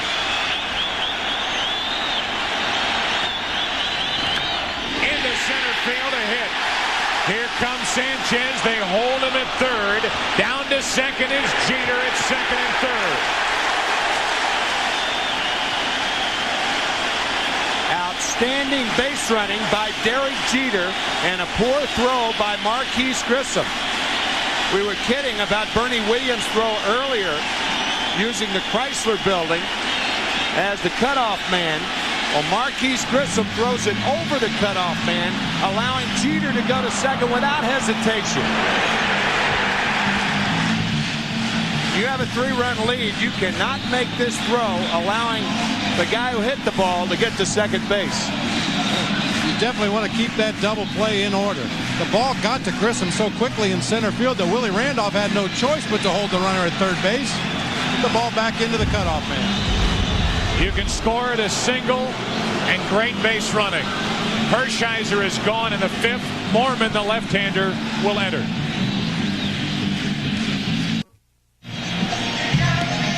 Well, guys, what a good at-bat by Derek Jeter. He KOs Hershiser here in the fifth inning, and no chance for a win tonight for Orel Hershiser. Here's the pitch-by-pitch, a hanging breaking ball for a ball. Takes a little off a fastball. That pitch is called a strike. That pitch is called a ball. Turned the entire at-bat around for Derek Jeter. Leans out over the plate, strokes that ball into center field. As we mentioned, heads up base running to advance into scoring position on the bad throw from Marquise Grissom. The numbers for Hershiser, still responsible for runners at second and third. And Mike Hargrove, the manager of the Indians, told us before the game, if I make a mistake with Orel, it will be from taking him out too early. It will not be from leaving him in too long. That's exactly what he said, and this is an ideal time to bring in the left-hander, particularly when you have Bernie Williams, who is a switch hitter, but you have Tino Martinez behind him. Paul O'Neill, the left-hander, first up, second and third, one out. Then Williams, then Tino Martinez. So a big chance here for Alvin Mormon in his first ever postseason experience.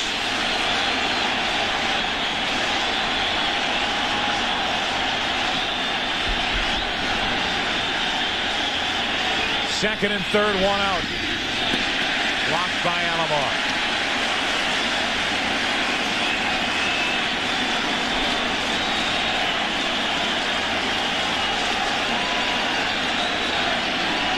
Let's see Paul O'Neill there whispering to himself at home plate.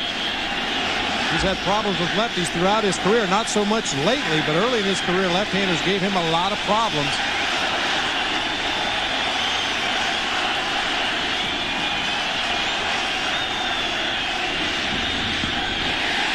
Close, 2-0. Well, Sandy Alomar saved 2 runs, blocking 2 very tough pitches down in the dirt. Mormon trying to go after O'Neill with breaking balls. Both of them in the dirt, both of them nicely blocked by Sandy Alomar. You see that pitch hits out in front of home plate. Tim mentioned earlier, don't use the glove to catch it. Try to block it with that chest protector.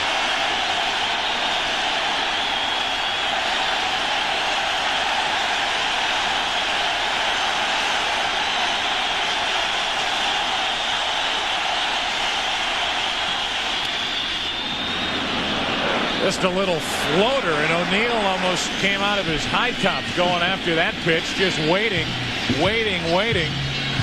and it's fouled for a 2-1 count. That was a get-me-over breaking ball. This one, you're just trying to throw it for a strike, took a little bit off, ball hung up over the inside corner, and Paul was so far out in front he couldn't do anything but pull a foul.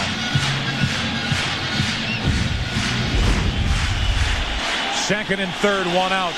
A base hit could make it a 1-run game.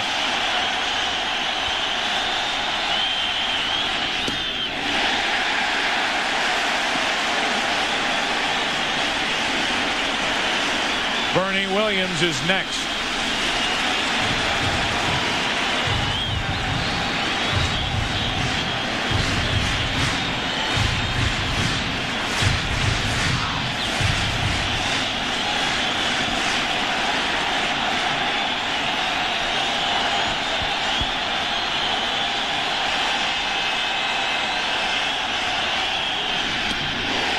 Bases loaded.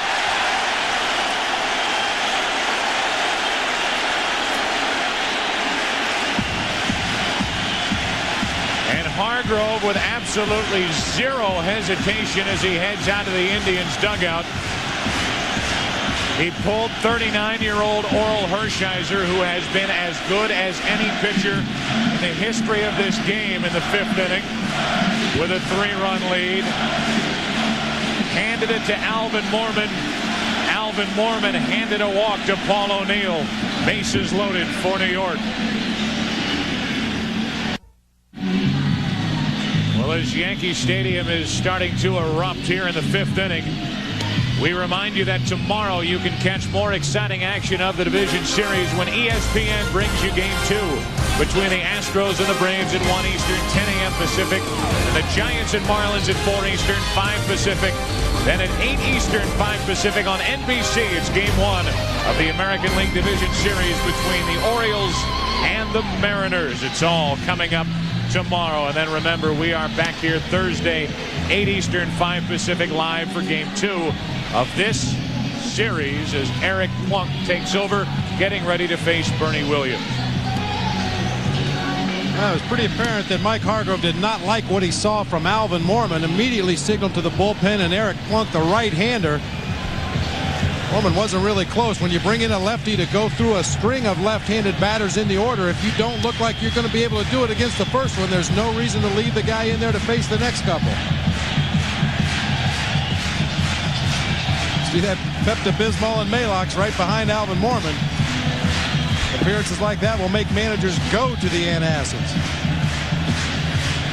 Bernie Williams will get his chance against former Yankee Eric Plunk. The tying runs are on. We're only in the 5th inning.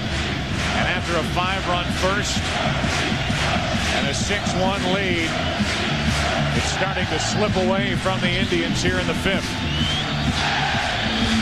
Historically, Bernie Williams is a better hitter against left-handed pitching. That certainly adds into the mix. As a career, he has hit 53 points better against left-handers than right-handers, but this does put him on the left side. If he does hit a ground ball, a better chance to beat it out, prevent the double play. 6-3 Cleveland, bases loaded, 1 out. Williams up now, Martinez on deck.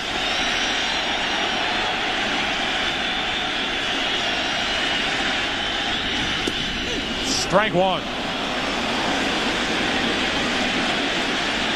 That was a nasty slider to start him off. Bernie Williams, American League teams try to jam him. They try to crowd him with hard stuff from the left side.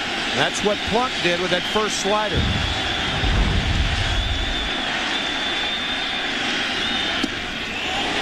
Down and in, 1 ball, 1 strike. Ray Sanchez, the runner at third. Jeter with a hit and good base running in the inning at second. O'Neill at first. And Hershiser now, just like you, a spectator.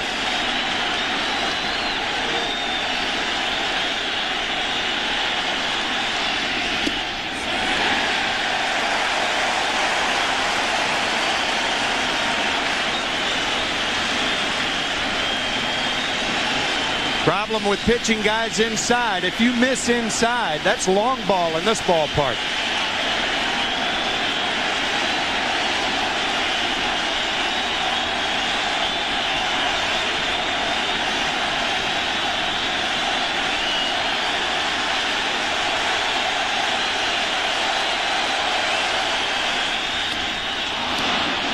Third base side for Williams. 2 out. An enormous out for the Indians to get Bernie Williams after Plunk fell behind on the count. But there's one more big one to get. Well, it looked like Bernie Williams got a good pitch to hit, just got under it too much, lifted it foul on the third base side. Matt Williams with just enough room over there. Some additional seats have been added for the postseason. And he's right up against him as he makes the catch. Now Tino Martinez, who has singled and homered. Bases loaded, 2 out. 91 miles per hour from Plunk, up and in.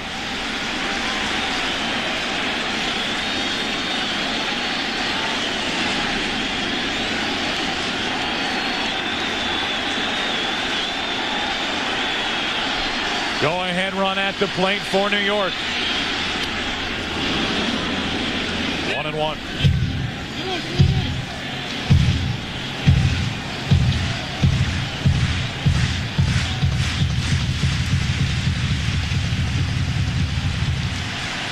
You may have seen that 91-mile-an-hour reading on Plunk's first fastball to Tino Martinez. It's a little deceiving because he throws that four-seam fastball usually up high in the strike zone. It appears to pick up speed, maybe even hop a little bit at the end, unlike a sinking fastball. Down the line, but foul.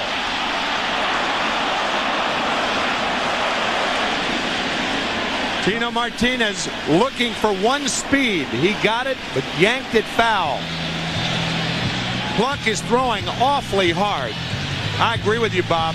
That is deceptive as far as that radar reading. If you're a hitter up there, it looks quicker than 91 miles an hour. Martinez set up at 1-2.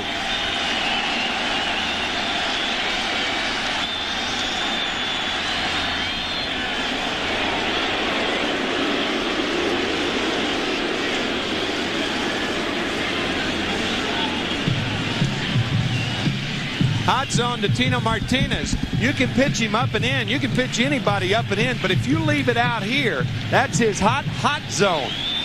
And that was close to the pitch that he just yanked foul.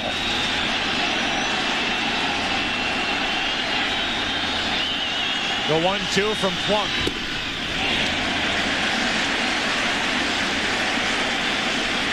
Notice Sandy Alomar said, we're not going back inside with that one. And I think that pitch may be to set up a backdoor breaking ball.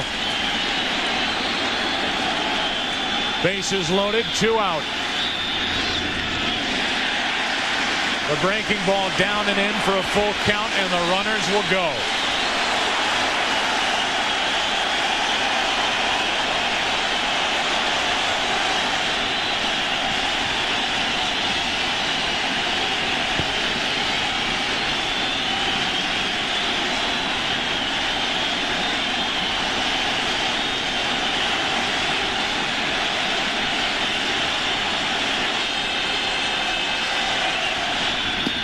Right down the middle. Eric Plunk comes in to bail out Hershiser and the Indians in the 5th. Yankees get only 1 and trail by 3. Yankees miss a golden opportunity to break through and score some runs. They trail the Indians 6-3. A tremendous pitch by Eric Plunk. He'd been working Tino Martinez up and in with a fastball, down and in with a slider. You may recall when he got to 2 strikes, he missed up out of the strike zone with a fastball. I mentioned it may be setting up a backdoor breaking ball, one that starts off the plate, comes across the outside corner of the plate, absolutely freezes Tino Martinez. A very gutsy pitch to throw, but a very successful pitch. And the Yankees get only the 1 run on 3 hits in the inning and a walk. A double mixed in by Sanchez, and the Yankees had their chance with Bernie Williams and Tino Martinez not to be in the 5th. 6th inning. Sandy Alomar Jr. leads it off with the Indians leading 6-3. It will be Alomar, Giles, and Grissom, the bottom 3 against Mendoza, who has been terrific. Came on in a jam in the 4th inning, got a ground ball, double play ball off the bat of Ramirez, a 1-2-3 5th inning. Fighting back a smile as he works in the 6th. And why not? 1 ground ball after another. Jeter takes care of that, 1 away. Don't forget, fans, tune in to Game 4 of the American League Championship Series for the $1 million Gillette Strike Zone Challenge, where 1 fan will have the opportunity to throw a strike for $1 million. I can't read that without thinking of Dr. Evil from Austin Powers. I'm sorry.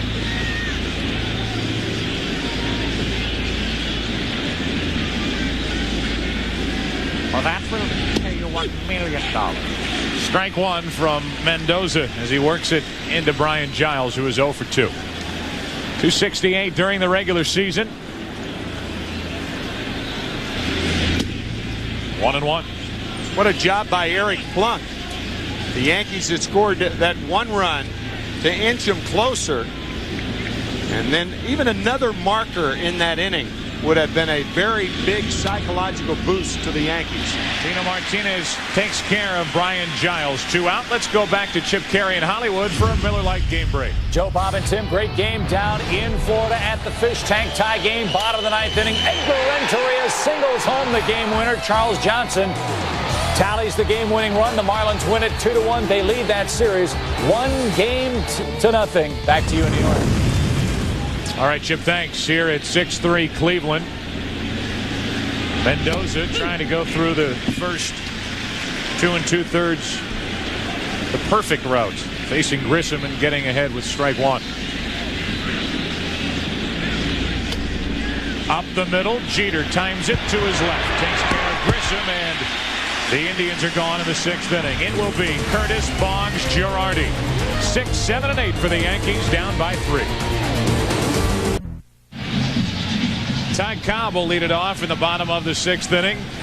Cleveland out in front by 3. This copyrighted telecast presented by authority of the Commissioner of Baseball and may not be reproduced or retransmitted in any form, and the accounts and descriptions of this game may not be disseminated without expressed written consent. I'm just kidding. It's Chad Curtis. He's walked, he's singled, he's made Bip Roberts and Omar Vizquel very, very angry. Strike 1 on a breaking ball from Eric Plunk. What a job Plunk did coming in with the bases loaded, getting Bernie Williams on a pop-up. Striking out Tino Martinez, looking to end that 5th inning.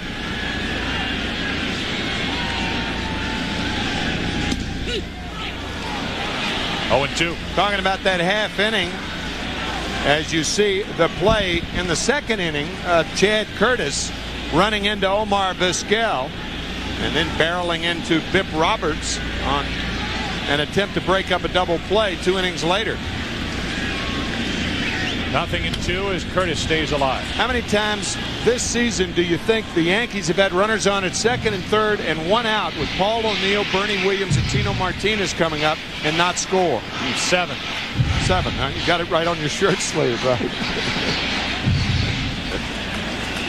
Tino pounded one into the upper deck with foul and eventually struck out. 0-2 to Curtis. Easy for Jim Thome. Curtis is retired for the first time this evening. Look at the Yankee box score. DH Reigns is hitless, but he has driven in a run with a sac fly back in the 5th. Jeter has a hit in that 5th inning. Martinez went deep, but not at the right time for the Yankees. He did hit the home run back in the 4th inning.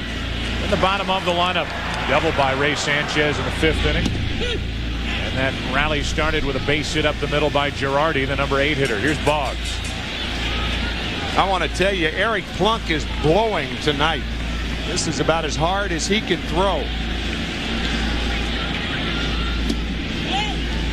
Great name for a pitcher. Pitching coach out in Denver with the Colorado Rockies. It's by the name of Frank Funk. At times appropriately named, and Eric Plunk. As Bob shoots one to center, Grissom cannot get to it in time. A 1-out hit for Boggs. He's on base. His first hit of the night.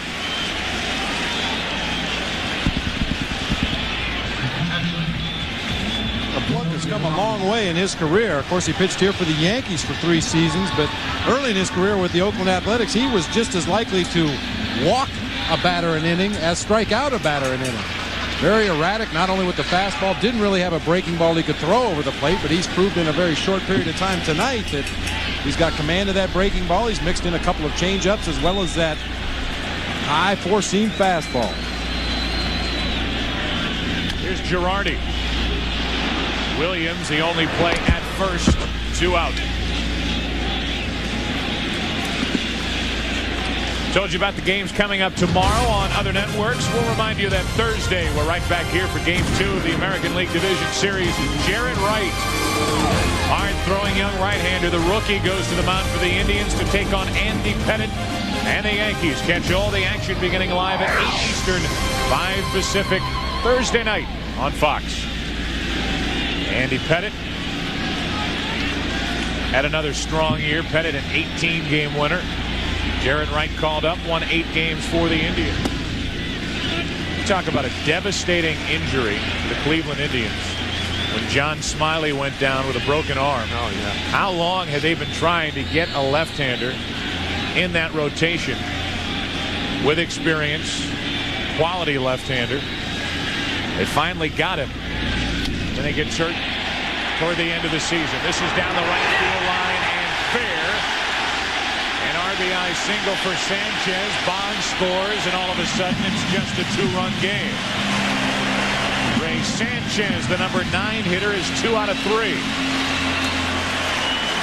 A double to left his last time up, and a fastball off the end of the bat, curling toward the line. Ramirez can't get to it. And Sanchez with another hit. Ramirez with a strong throwing arm. Fortunately for the Indians, that ball caroming right back to Ramirez, and he's able to hold Sanchez to first base. Really good play by Ramirez. Yeah. That ball likely a double, but it's just a single. And here's Tim Raines. Ball 1 on Tim, who hit a sac fly to center his last time up. He's 0 for 2. He is the tying run at the plate.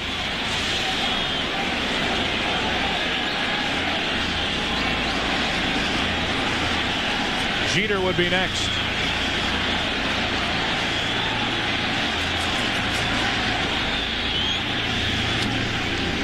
One and one. Sanchez, although he is a middle infielder, and normally you think of those guys as being quick on the bases, Sanchez is a good base runner, but not a good base stealer. 0 for 4 this year with the Yankees. Stole very few bases in his time with the Chicago Cubs as well. Kind of the story of the Yankees as a team. They're a good base running team, but they're not a fast base running team.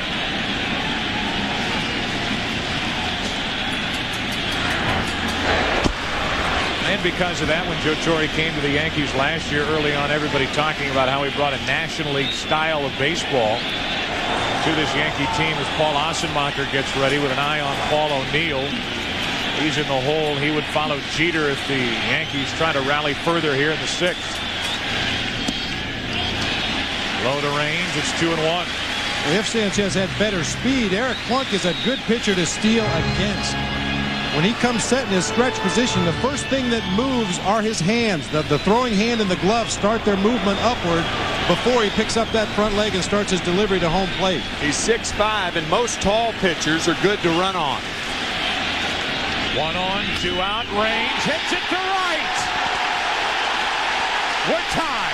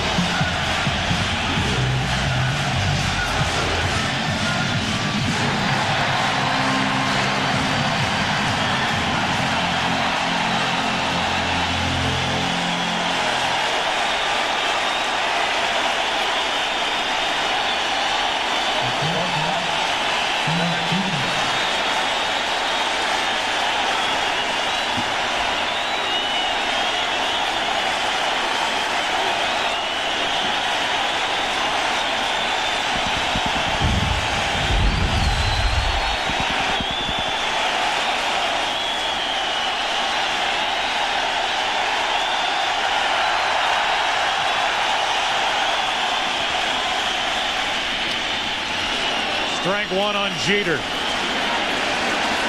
First career postseason home run. How did that feel to a guy that first came up with the Expos in 1979? Joe Torre again with that great instinct. Putting this lineup together. That's foul in strike 2 last year. He sat Tino Martinez while he was struggling, and Cecil Fielder was such a big part of their World Series win. He pulled the right string there. Goes with a hot hand. Raines here in game one as the DH. We've got to have his bat in the lineup. He ties the game with a 2-out, 2-run homer.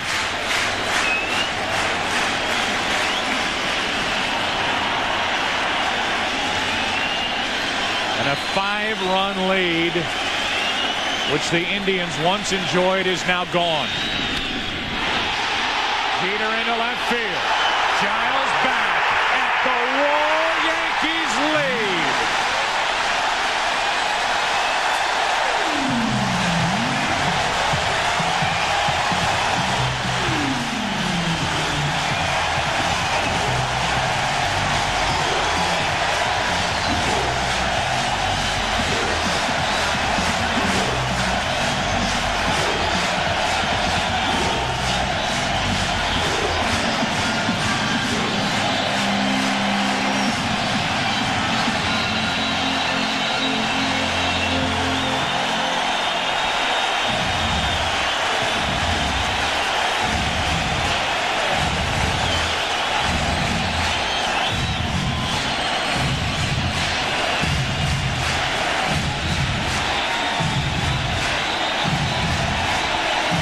Swing in the 6th. The Yankees take a 1-run lead. Bronx Bombers once again. A 3-home run night. Tim Raines tied it with that cut. Jeter, the second-year player, puts New York out in front. And the Indians need a new pitcher here in the 6th. Told you not to touch that dial. For all that great work that Eric Plunk gave the Indians in the 5th. The Yankees get him with 2 out here in the 6th inning. Overtake the Indians, lead 7-6. And here's the left-hander, Assenmacher. Strike 1 on O'Neill. O'Neill 0 for 2 with a walk. 5-0 after a half inning. 6-1 after 3.5. A 4-run 6th inning and a 7-6 New York lead. Strike 2. How about that swing by Jeter? We talk about guys getting extension on a ball to hit a home run. Watch Derek Jeter's right arm. His elbow is right in against his body as he pulls through. Watch the right arm on contact. Look at that right elbow is in the middle of his stomach. That is no extension whatsoever, but he gets the head of the bat on that fastball and drives it out of here. Now the 0-2 to O'Neill is smoked to center. Grissom back.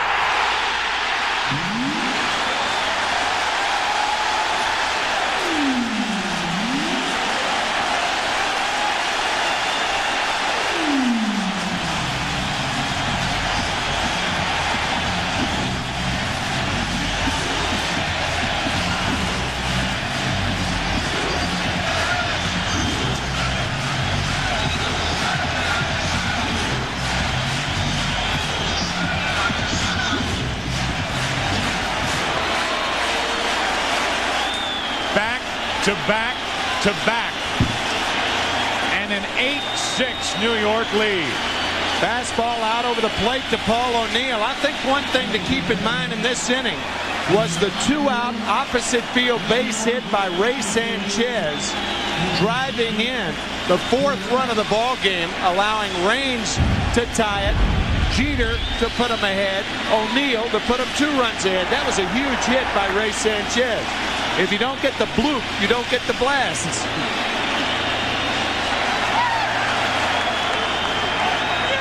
We showed you earlier, O'Neill is a very good opposite field hitter, led the major leagues in base hits to the opposite field. This one to straightaway center field here in Yankee Stadium, and pretty much of a no-doubter. Marquise Grissom gave it an effort, ran back to the track, but no chance.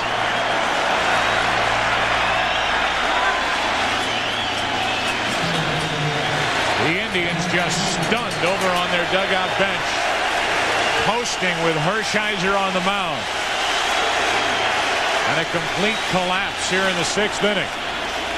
Williams is hit on the back foot by the pitch, and he goes down to first.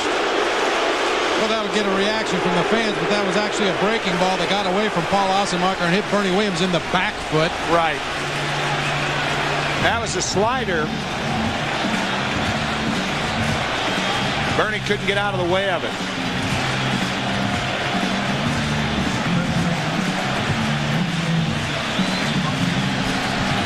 If you're going to try to make a statement after giving up back-to-back-to-back home runs, it's not going to be with a breaking ball in the foot. No. Nope. The ninth man to bat in the inning is Tino Martinez.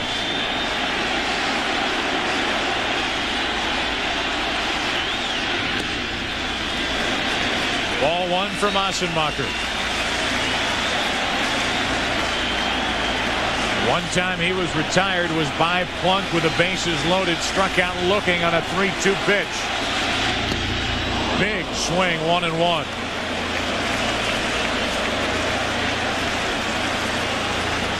You can see Sandy Alomar cringe there after that foul ball hit him in the mitt. Although Joe Girardi was injured on a pitch that was not swung at, he just caught it wrong in the glove. This is how you get injured in those fingers. You can see that ball hit him well up in the fingertips of that catcher's mitt, probably bent those fingers back a little bit. That catcher's mitt and the wrist is not meant to move in that direction.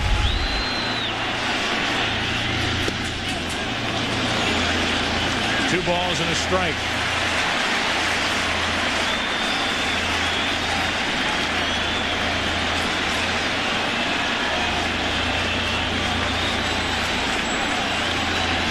Winners laugh and tell jokes. Off the end of the bat, down the left field line for Brian Giles. And the Indians have to be wondering what hit them here in the sixth inning. 5 runs, 3 home runs. Back for the 7th after this from your local Fox station.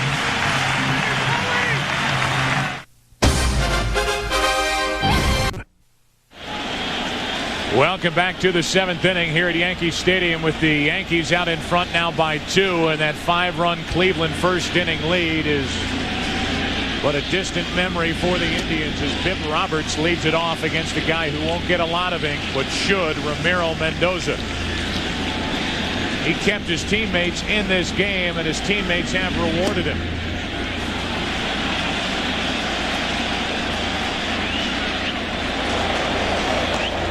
Roberts, Vizquel, Ramirez, top of the lineup for the Indians. 3-0 from Mendoza.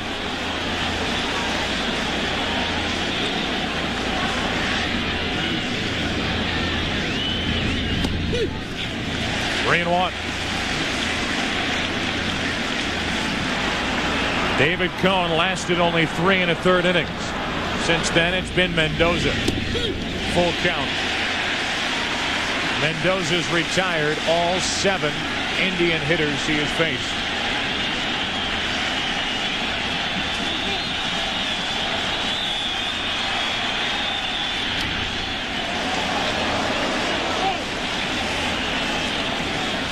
Roberts trying to reach base for the 3rd time. Walked, stole a base, and scored in the 1st. Drove home a run and stole a base in the 4th. Still 3-2. Mendoza just continues to hammer that sinker in there. He starts it either inside and tails it back over the heart of the plate, or starts it over the heart of the plate, tails it down and away. Here comes another one. Base hit for Bip Roberts, and here come the Indians right back with a leadoff single to start the 7th. And Roberts is on base for the 3rd time tonight. Talk about a big late season pickup.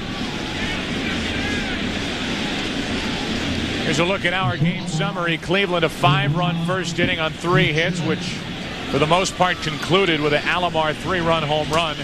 The Yankees with 5 runs on 5 hits. Back-to-back-to-back home runs by Range, Jeter, and O'Neill. Cone did not get through 4. Hershiser did not get through 5. So while we came in talking about Cone and Hershiser, it's now a battle of the bullpens and a slugfest here in Game 1.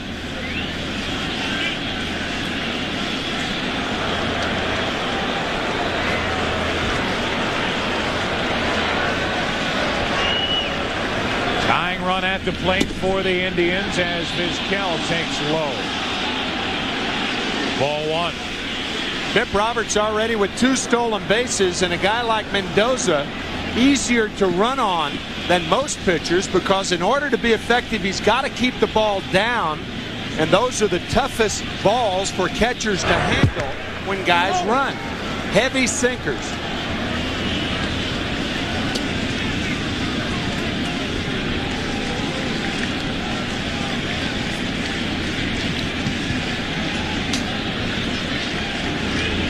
Roberts starts and stops on strike 1 to Vizquel.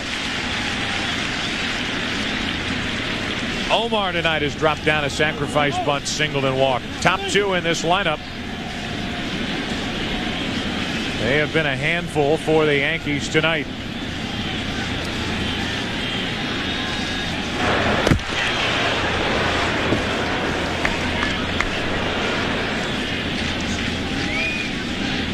Since that base hit in the early innings by Vizquel to left field, Chad Curtis has come in about 5 steps, properly planting shallow. Over the outside corner for strike 2.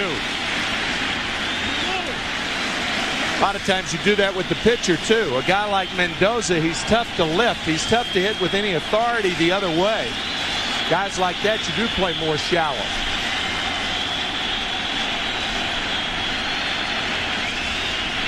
Vizquel set up at 1-2 and now gone.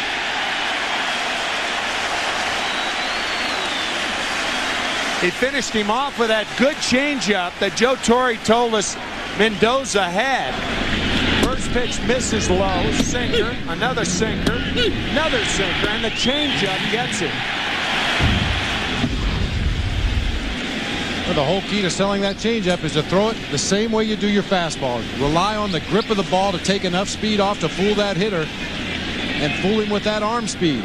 Looks like a fastball, floats up to the plate. Now with Roberts on and 1 out, Manny Ramirez, who is more than capable of tying this game with 1 swing, digs in. Drove home a run back in the first. He was the first Cleveland hitter to face Mendoza when he entered in the 4th inning with 2 on, 1 out. Grounded into a 5-4-3 double play. Got under it into center. Bernie Williams, 2 out. And while we talk about the top 2 hitters in the lineup for Cleveland, we look at their box score. Manny Ramirez now 1 for 4 with that fly ball out. Tomey, who is coming up here, which will prompt the pitching change. 1 out of 3, and then Justice.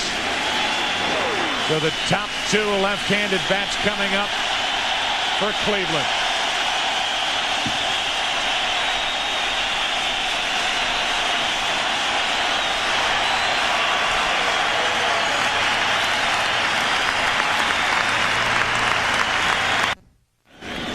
Well, can you say enough? Can you say enough about the job Ramiro Mendoza did here in Game 1? 3 1/3 innings, no runs, 1 hit. And he has added new meaning to the Mendoza line.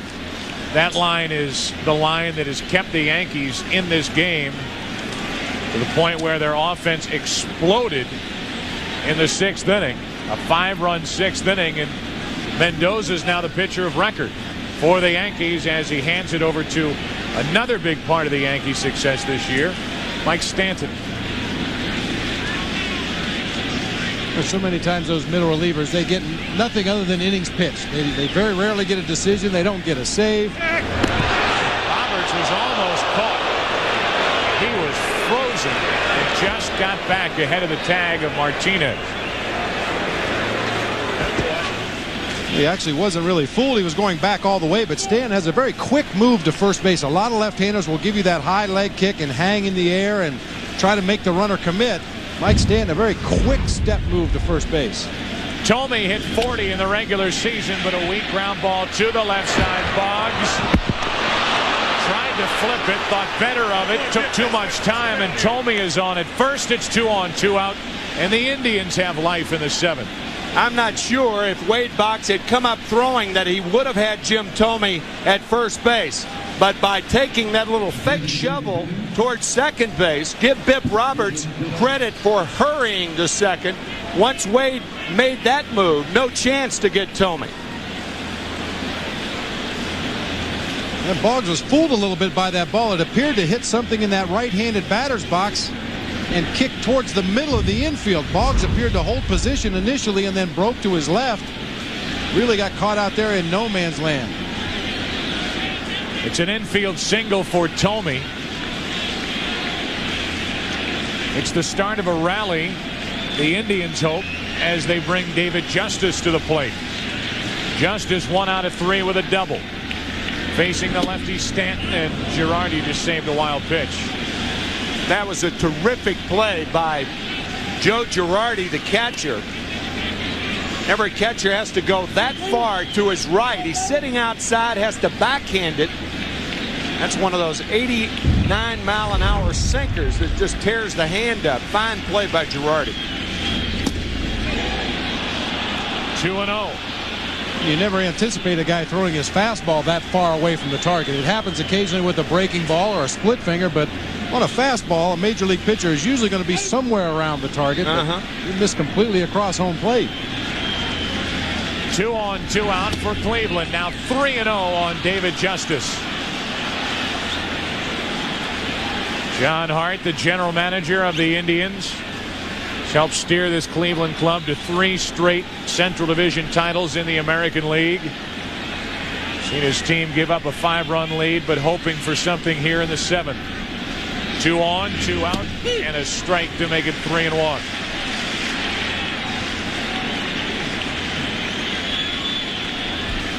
The go-ahead run at the plate for the Indians. 2 on, 2 out.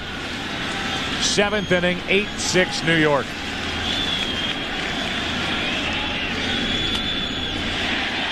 That ball trying to get out of play, and it will. Full count. Jeff Nelson, the right-hander, getting ready in case this inning continues past Justice, with Matt Williams on deck.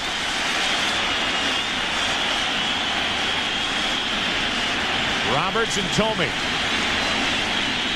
each with singles here in the 7th. They will go on the 3-2 pitch to Justice.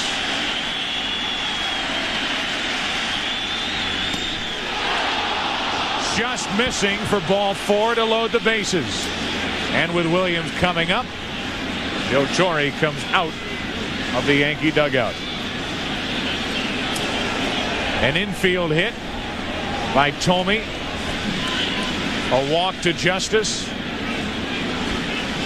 And Joe Torre makes that long, slow walk out to the mound with Matt Williams coming up. The handoff, and Jeff Nelson will be on the mound when we come back.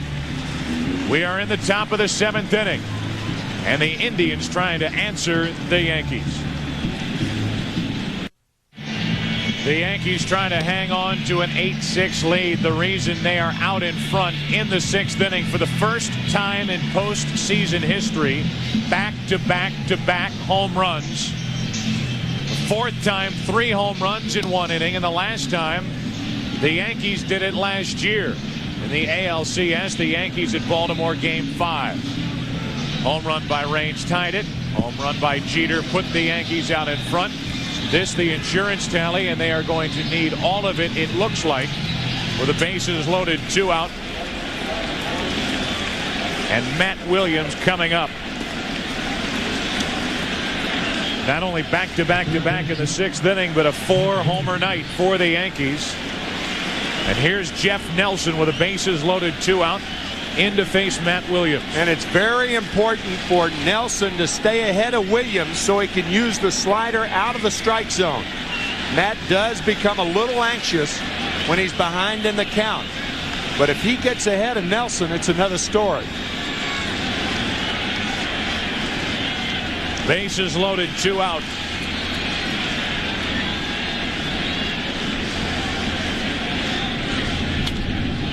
Into right field for O'Neill. Well hit at the track at the wall to end the inning.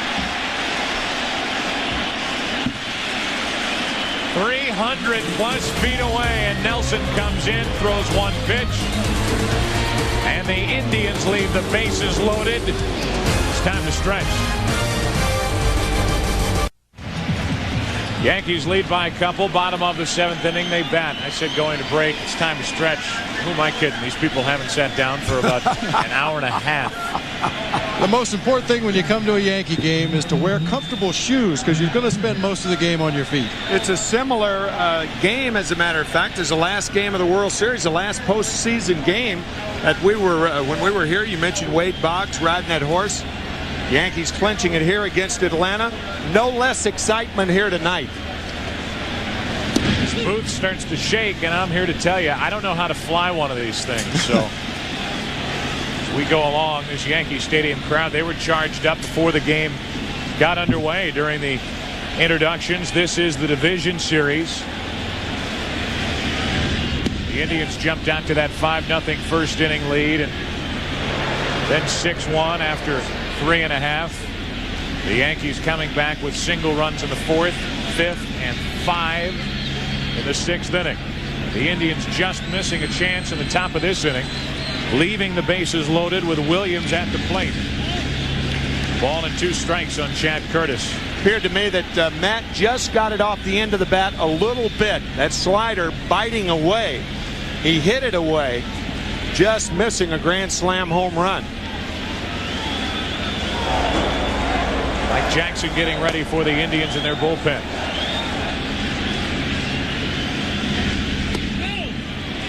Two and 2 on Curtis, and Assenmacher will not only have Curtis but Boggs, who waits on deck. Wade a big hit in that 5-run 6th inning.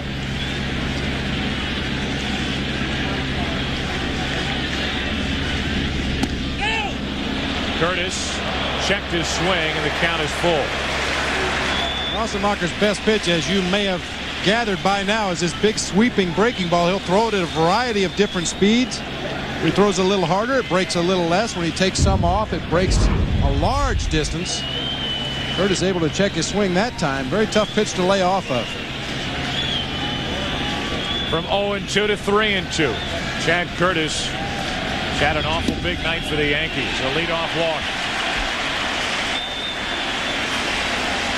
Talked about Matt Williams in that swing and the first pitch that he saw from Nelson. He just missed it.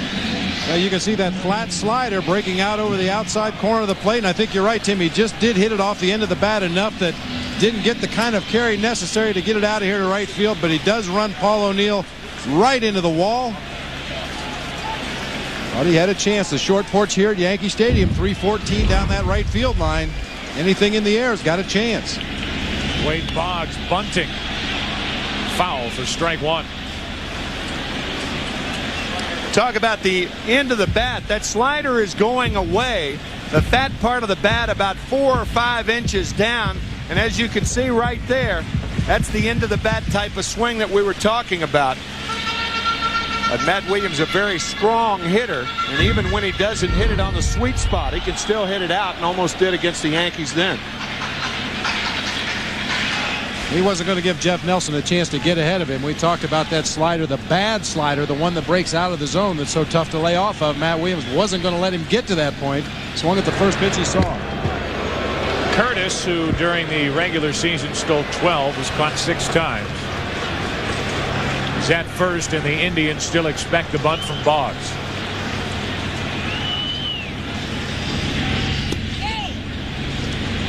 Ball and a strike. In his days in the National League, teams would not waste a sacrifice bunt against Paul Assenmacher. He had a dreadful move to first base and a very slow delivery to home plate. He's quickened his delivery to home plate considerably. Much tougher to run against now. And evidently tough to bunt, at least for Boggs. I don't think Wade looked too comfortable trying to bunt that pitch up and in. 1-2.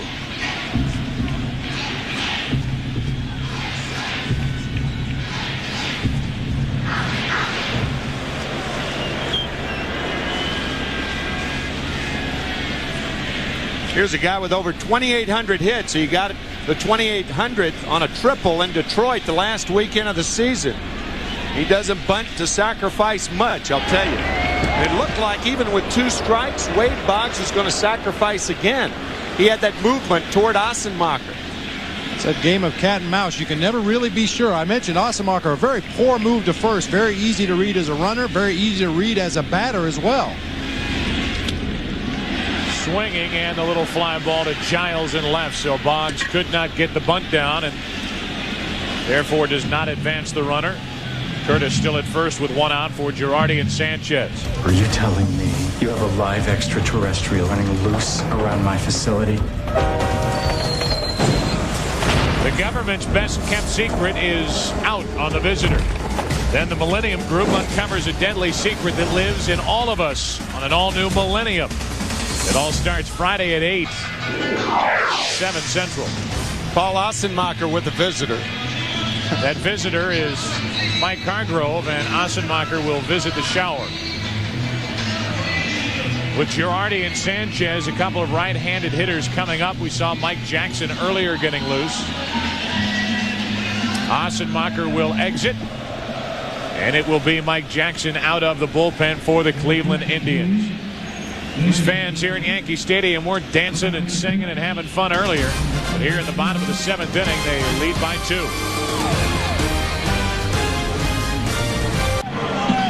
Bottom of the 7th inning here at Yankee Stadium. Yankees out in front by 2.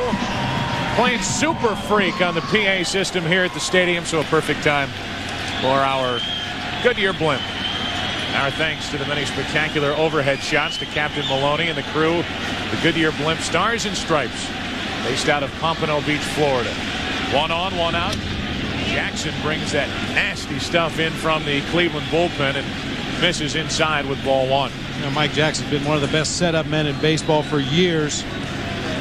Features a couple different fastballs, a four-seamer that will ride up high, a sinker that will tail back into a right-hander, but his best pitch is that devastating slider. Girardi, ground ball to the Bipper.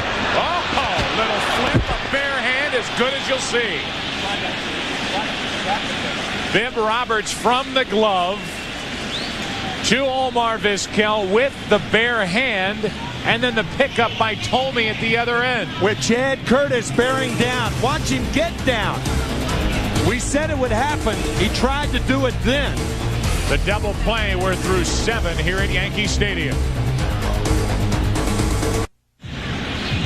Remember back in the 2nd inning when Chad Curtis ran into Omar Vizquel, standing up right there. No interference was called. Payback time. Bare hand, he just misses him. And had Bip Roberts given him a better toss, I think the throw, Vizquel's throw that is, would have been centered more. Curtis coming in high again. And I'll say this for Curtis, he wasn't scared. I mean, he went in standing up again to try to break up the double play. And if Vizquel drilled him, he drilled him. Yep. I think Omar really conscious of that. As a matter of fact, so conscious his throw to first base was low to Tino Martinez. How many times do you get an opportunity 3 times in a ball game to break up a double play? Yeah. Tells you how busy Chad Curtis has been in this game tonight. Charlie Hayes is now busy. He takes over at third base for Wade Boggs. Defensive replacement as we get into the 8th inning. Yankees out in front of Cleveland, 8-6. Sandy Alomar Jr. on 0-2. Through the hole and into left, and Alomar is on for the 2nd time tonight with a leadoff hit. A Miller Lite game break. Back to Chip Carey in Hollywood. All right, Joe, Tim, and Bob, great game at Yankee Stadium. Great game in Atlanta earlier today. Key play, top of the 8th, tying run aboard, and guess what? Greg Maddux gets out of trouble. 9 innings, 7 hits, only 1 run. Braves win Game 1. Big key in the division series. The team that wins Game 1 has won 6 of the 8 series all time. That is an important note as we go along here at Yankee Stadium. Mariano Rivera getting ready in the Yankee bullpen. Tying run at the plate, it's Giles. 8-6 Yankees, 8th inning, and ball 1 to Bryan, who is 0 for 3. But he hit 17 home runs during the regular season.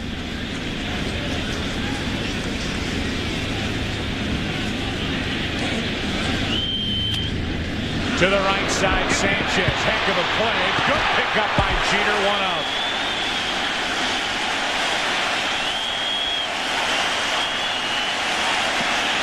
We mentioned earlier Sanchez with a strong throwing arm for a second baseman, and he showed it right here, even though he was off balance. Going to his left to make the play. Second baseman knows where that runner is going from first to second. He realizes he's got time. The underhanded throw to Jeter. Great pickup by the shortstop. No chance for two. Great play to get the lead man. Tell you, by the way I saw that, that was a good play on a bad play. I think Sanchez has got to go to first base and get the sure out. Taking a chance like that, if Jeter bobbles the ball, it looks awfully foolish on Sanchez's part. But it was a brilliant play by both Ray, but as good a play at least by Jeter. The two middle infielders here tonight on each side. Roberts and Vizquel for Cleveland. Jeter and Sanchez for the Yankees, as involved in this game as any tandem. Yeah. Jeter hit the go-ahead home run in the 6th inning. Sanchez hit the double to extend the inning, and this foul ball off the bat of Grissom takes the glove, I should say the mask, off the face of Girardi. Bring back some nice memories, Bob. Oh, they aren't nice memories. They're definitely memories, but they're not nice. Everybody thinks when the ball hits the mask on a foul tip that it doesn't hurt. Well, it does. It spins a cap around. Spins your eyeballs around sometimes too. Sure does. 1 on, 1 out. And a little pop-up to the right side. Grissom now 1 out of 4. This crowd here of 57,398 packed into Yankee Stadium, the largest crowd here since they remodeled Yankee Stadium in 1976. 74th anniversary of this ballpark. This is the 22nd year since that renovation in 76. 1 on, 2 out. Bip Roberts, he's been on base 3 times tonight.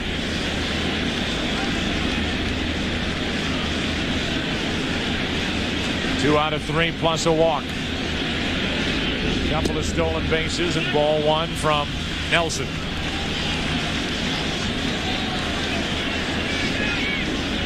Everybody talks about the Baltimore Oriole bullpen, but it was the New York Yankee bullpen with the lowest earned run average in the American League this year. Not only 3.22 for the season, Tim, but since July 1st, 2.65. Which is about a half a run better than anybody else. And that's a huge margin. Boggs earlier this season was a relief pitcher for the Yankees. I have a feeling that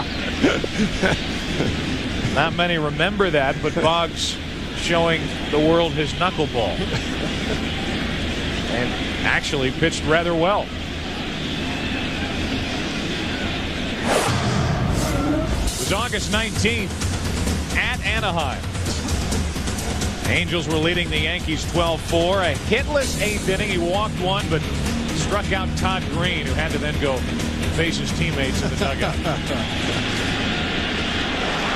And now, as Roberts waits for the 2-0 pitch, out comes Joe Torre, and this might be a 4-out night for Mariano Rivera. It will be.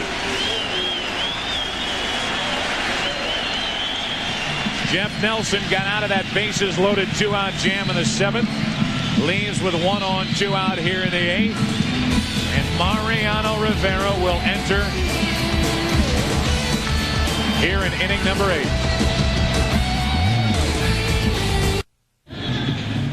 Well, it is a long time ago that we were setting up the pitching matchup for this game. Hershiser and Cone, they are both long gone. The numbers for Cone still out on the dugout bench watching here in the 8th. And it looked like he went in and put John Wetland's old hat on. Look at all those sweat stains on his cap. Looked like John Wetland may have bequeathed his cap to David Cone.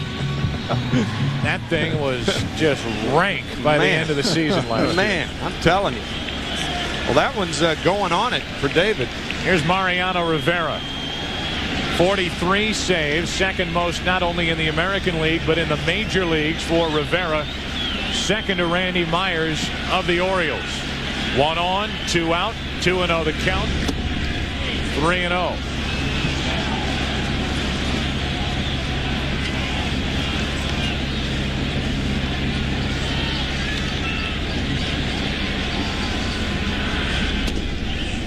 Roberts is on base for the 4th time tonight. A hit, a walk in the inning, and here's the scouting report on Mariano Rivera. That explosive high four-seam fastball with a little bit of giddy up at the end of it, and most hitters will talk about that second bullet point. He hides the ball so well, his delivery is so smooth and so slow that the ball really seems to jump on you when you're up there at the plate. And the key to getting to him is make him get the ball down. It was tough for him to come into that situation because the diminutive Roberts has a small strike zone, and he has a tough time getting the ball down to the first hitter normally. Gets that down to Vizquel for strike one, 95 miles per hour. Tying runs are on for the Indians. Great speed aboard with Giles, the lead runner, and Bip Roberts, the tying run, the trail runner. 2 on, 2 out, 0-1 on Vizquel. He went strike 2. The first 2 pitches to Roberts were high. Next 2 pitches were down in the zone to Vizquel. Omar going too far on this fastball inside. The Indians are assured, however, that Ramirez, Thome, and Justice will bat before the end of the night. 2 on, 2 out. Martinez to his right. And over. Rivera comes in and shuts the door on the 8th inning. The Indians now have left 8. Bottom of the 8th. Yankees bat up by 2. The 1997 American League Division Series on Fox is brought to you by Mercedes-Benz. Come by your local authorized dealer and fall in love. By Starter, the authentic jacket for all 28 Major League Baseball teams. By Gatorade Thirst Quencher, you don't have to live thirsty. Life is a sport. Drink it up. And by Burger King, where you get your burger's worth. Welcome back to Yankee Stadium, along with our producer, John Filippelli, our director, Bill Webb, Joe Buck, Tim McCarver, Bob Brenly. We get into the bottom of the 8th inning. Yankees bat leading by 2. The end of tonight's game. Tim, Bob, and I will select the Chevy Truck Player of the Game. Here's Ray Sanchez. What a night for Sanchez. His first in the postseason. He is making it count, facing Mike Jackson at strike 1. Still think the biggest hit in that 5-run 6th inning was the hit by Sanchez to right field that set it up for the power guys. A little bloop and then 3 straight home runs. You've got Eric Plunks pitching out of a stretch. New life if he opens a new inning with nobody on base. Still a 2-run lead. Huge hit by Sanchez.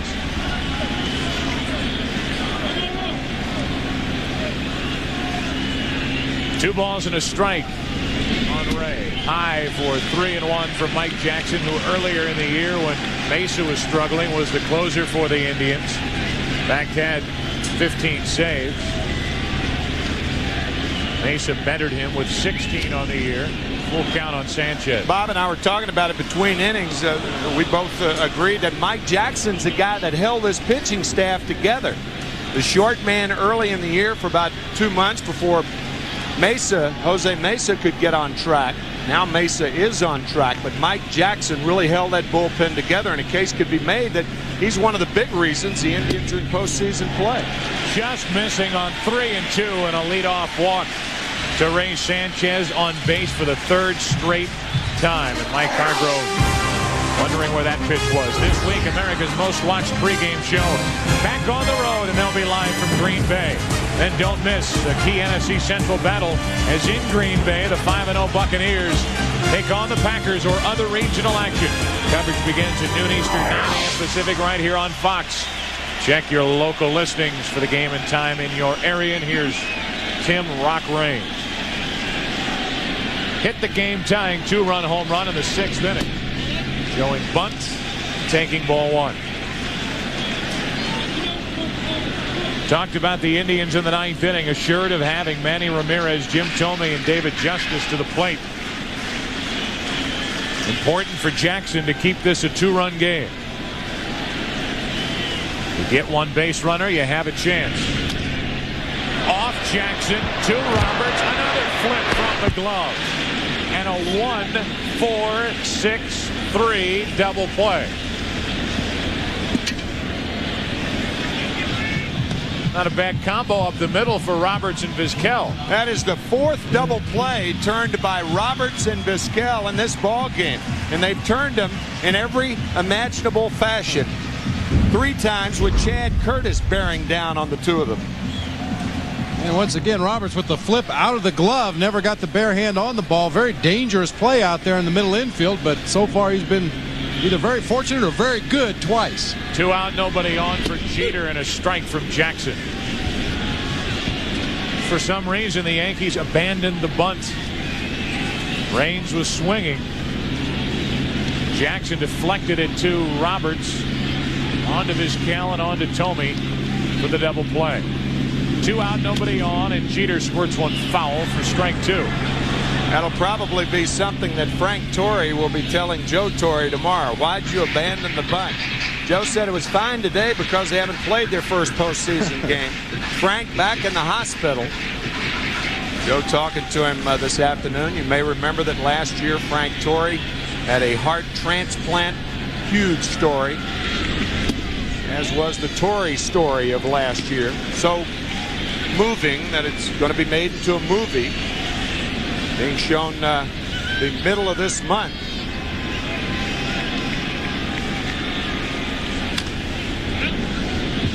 Still 1-2. Well, Frank Torre is thinking ahead to Thursday night's Game 2 matchup.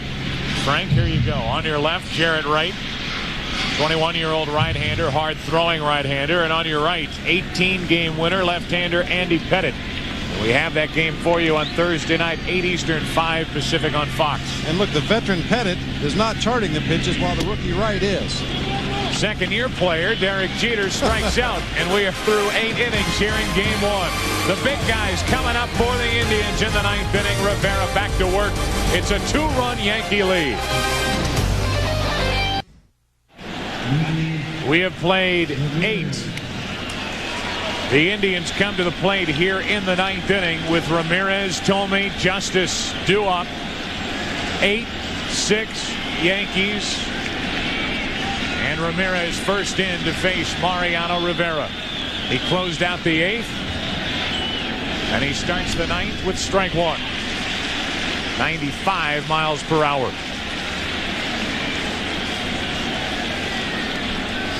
This season against the Indians, the numbers: 1 save, a big ERA, just under 5. The Indians not without hope here in the 9th inning. They need a base runner to have a chance. 1-1.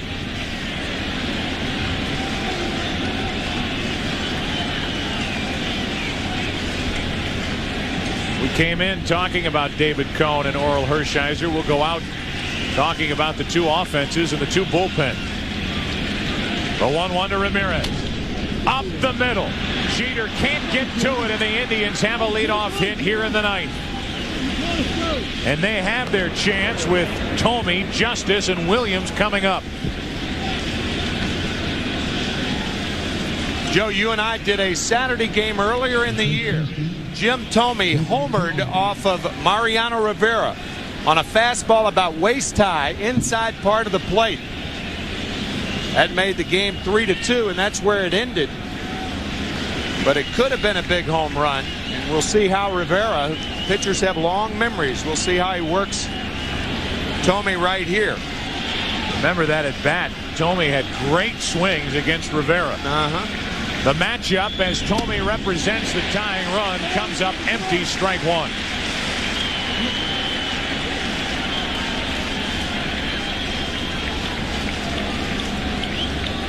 Ramirez has given the Indians a chance here in the 9th inning. I'm a little surprised Tino Martinez is holding Ramirez on. He's going nowhere.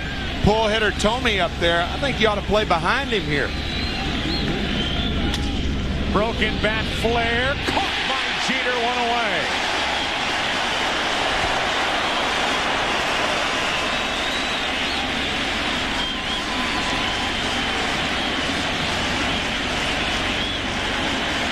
He timed it perfectly. He wanted to jump initially, and by the time he finally jumped, basketball skills do come in handy in baseball.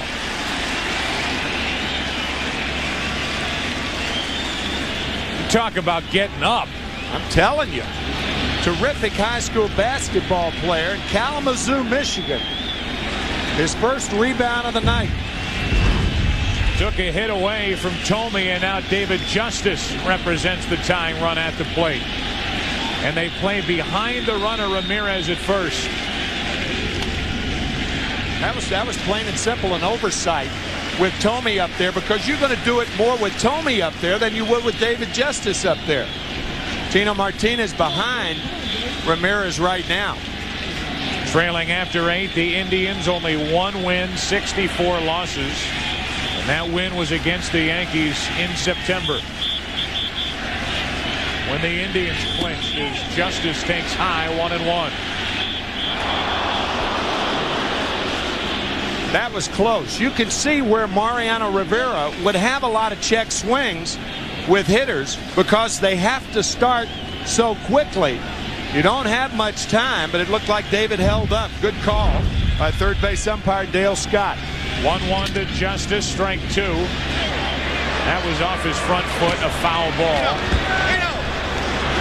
And it's a 1-2 count. How about Joe Girardi doing the limbo over the swing, or under the swing, of David Justice?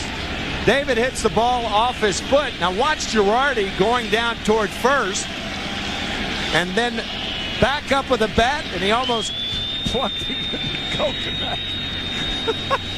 We get a look at this.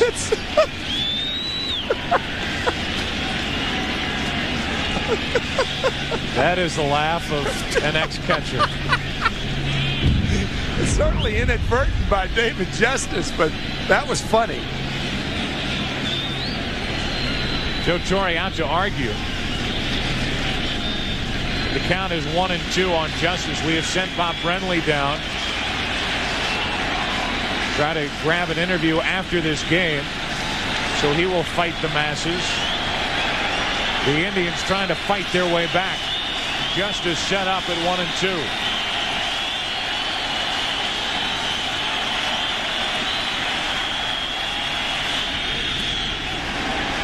Another check of the swing, and the 2-2 count now. You see how fast, though, David Justice has to make up his mind. A guy like Rivera gets you to jump at him. That's one of the worst things you can do at a hitter, but you got to turn it up and start early against a guy who throws that hard. 2-2 to Justice. Do it again toward the end of the year, while David Cohn was going through all he went through with a tendonitis. Mariano Rivera said he was having a tough time loosening up, a difficulty with that throwing shoulder, but he said once he finally got loose, it was no problem. And the way he's throwing the ball, it's obvious that it isn't. And he was rested properly by Joe Torre. Indians need some thunder from Justice. They check. He did not go, and it's a full count. David Justice was at the mercy of Dale Scott, and he lives to see another pitch. Here it is again. Holds up in time. He has had 3 check swings in this at bat, and each time he is held up.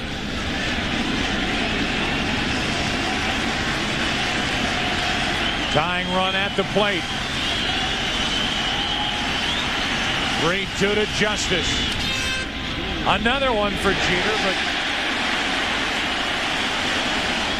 a little easier this time for the second out. And it's smack up to Matt Williams. That just gives you an idea of how hard and heavy that high fastball is for Mariano Rivera. Most guys who throw a high fastball, it's light. It's that cross seamer. He jams Tomey. He jams Justice. The Indians down to their final out. How disheartening a loss this would be for the Indians in a short best-of-5 series. A 5-0 lead. The Indians bullpen could not hang on. Hershiser could not get through 5. And it's now the Yankees bullpen following that Yankee thunder in the 6th inning, trying to hang on to a lead. Strike 1.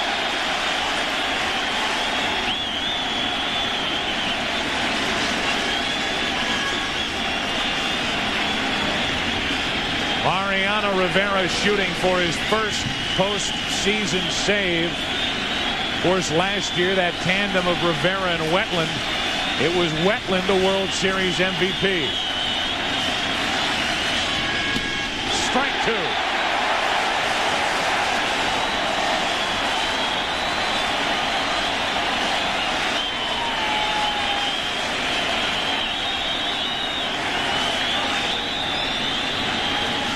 And now will be delayed as some debris gets loose out in right field. Matt Williams and Mariano Rivera have a little while longer to think about this 0-2 pitch. And the Indians will have an off day tomorrow to think about what might be a very disappointing night, to say the least, here at Yankee Stadium. Up 5-0 after a half inning, 6-1 after 3.5. It's 8-6 New York in the ninth. Williams a tying run at the plate, the 0-2.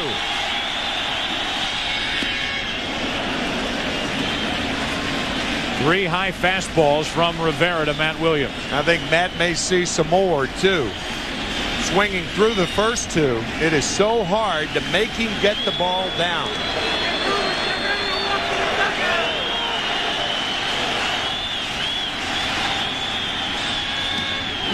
Game over.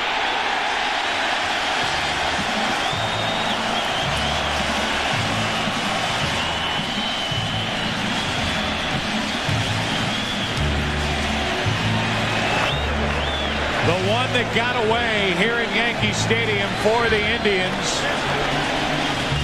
And the New York Yankees come roaring back down by 5 early to win it 8-6. Dead red high again, and Williams with a check swing to end it. Game 1 belongs to the world champions in this best-of-5 series. Game 2 is Thursday night here at Yankee Stadium. Joe Torre stomps off the field, the victorious manager here tonight. And our Chevy Truck player of the game, right-handed reliever Ramiro Mendoza. We came in talking about Cone and Hershiser. It's Mendoza, 3 1/3 shutout innings. He gets the win. His first in postseason. Plunk gets the loss. Rivera again his first postseason save.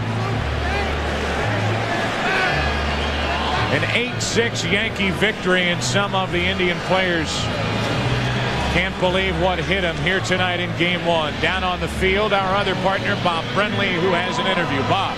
Hi, we're standing here with Tim Raines, one of the stars of the ballgame. Tim, you guys fell behind 5-0 early. What was the feeling in the dugout at that point? Well, we felt if David could hold him there, we felt we had a chance. The bats started coming around in about the 4th or 5th inning, and we had a couple opportunities early we could capitalize, and we was wondering if that was going to go astray, but things came together and we were able to get back in the game and win it. How about your experience last year in the postseason? Did that help you stay in the ball game tonight? I think so. Not only that, the games we won on the road, I think, losing here at home and feeling that we have a chance to go on the road and win some ball games give us an opportunity to feel like regardless of what's happening, we got a chance to come back and win. Joe Torre made a controversial decision inserting you as that DH in the lineup. You really responded in a big way tonight. Well, I think so. I think I came back after the injury and proved that I deserved to play, and I think Joe looked at it that way, and that was the reason why I was playing today. Well, Tim, congratulations. Great ball game tonight. Thank you. All right, Joe, back up to you. All right, Bob, thank you very much. Congratulations to Tim Raines and the Yankees. Don't forget, Thursday, we're right back here for Game 2 of the American League Division Series. Jared Wright of the Indians takes on Andy Pettitte and the Yankees. Catch all the action beginning live at 8 Eastern, 5 Pacific, right here on Fox. We remind those of you in the Eastern and Central time zones, local news is coming your way. And in the Mountain and Pacific time zones, regular programming is next. Game 1 of this best-of-5 belongs to the world champions, a final of 8-6. For Bob and Tim, I'm Joe. Good night. You've been watching Fox Sports coverage of Major League Baseball.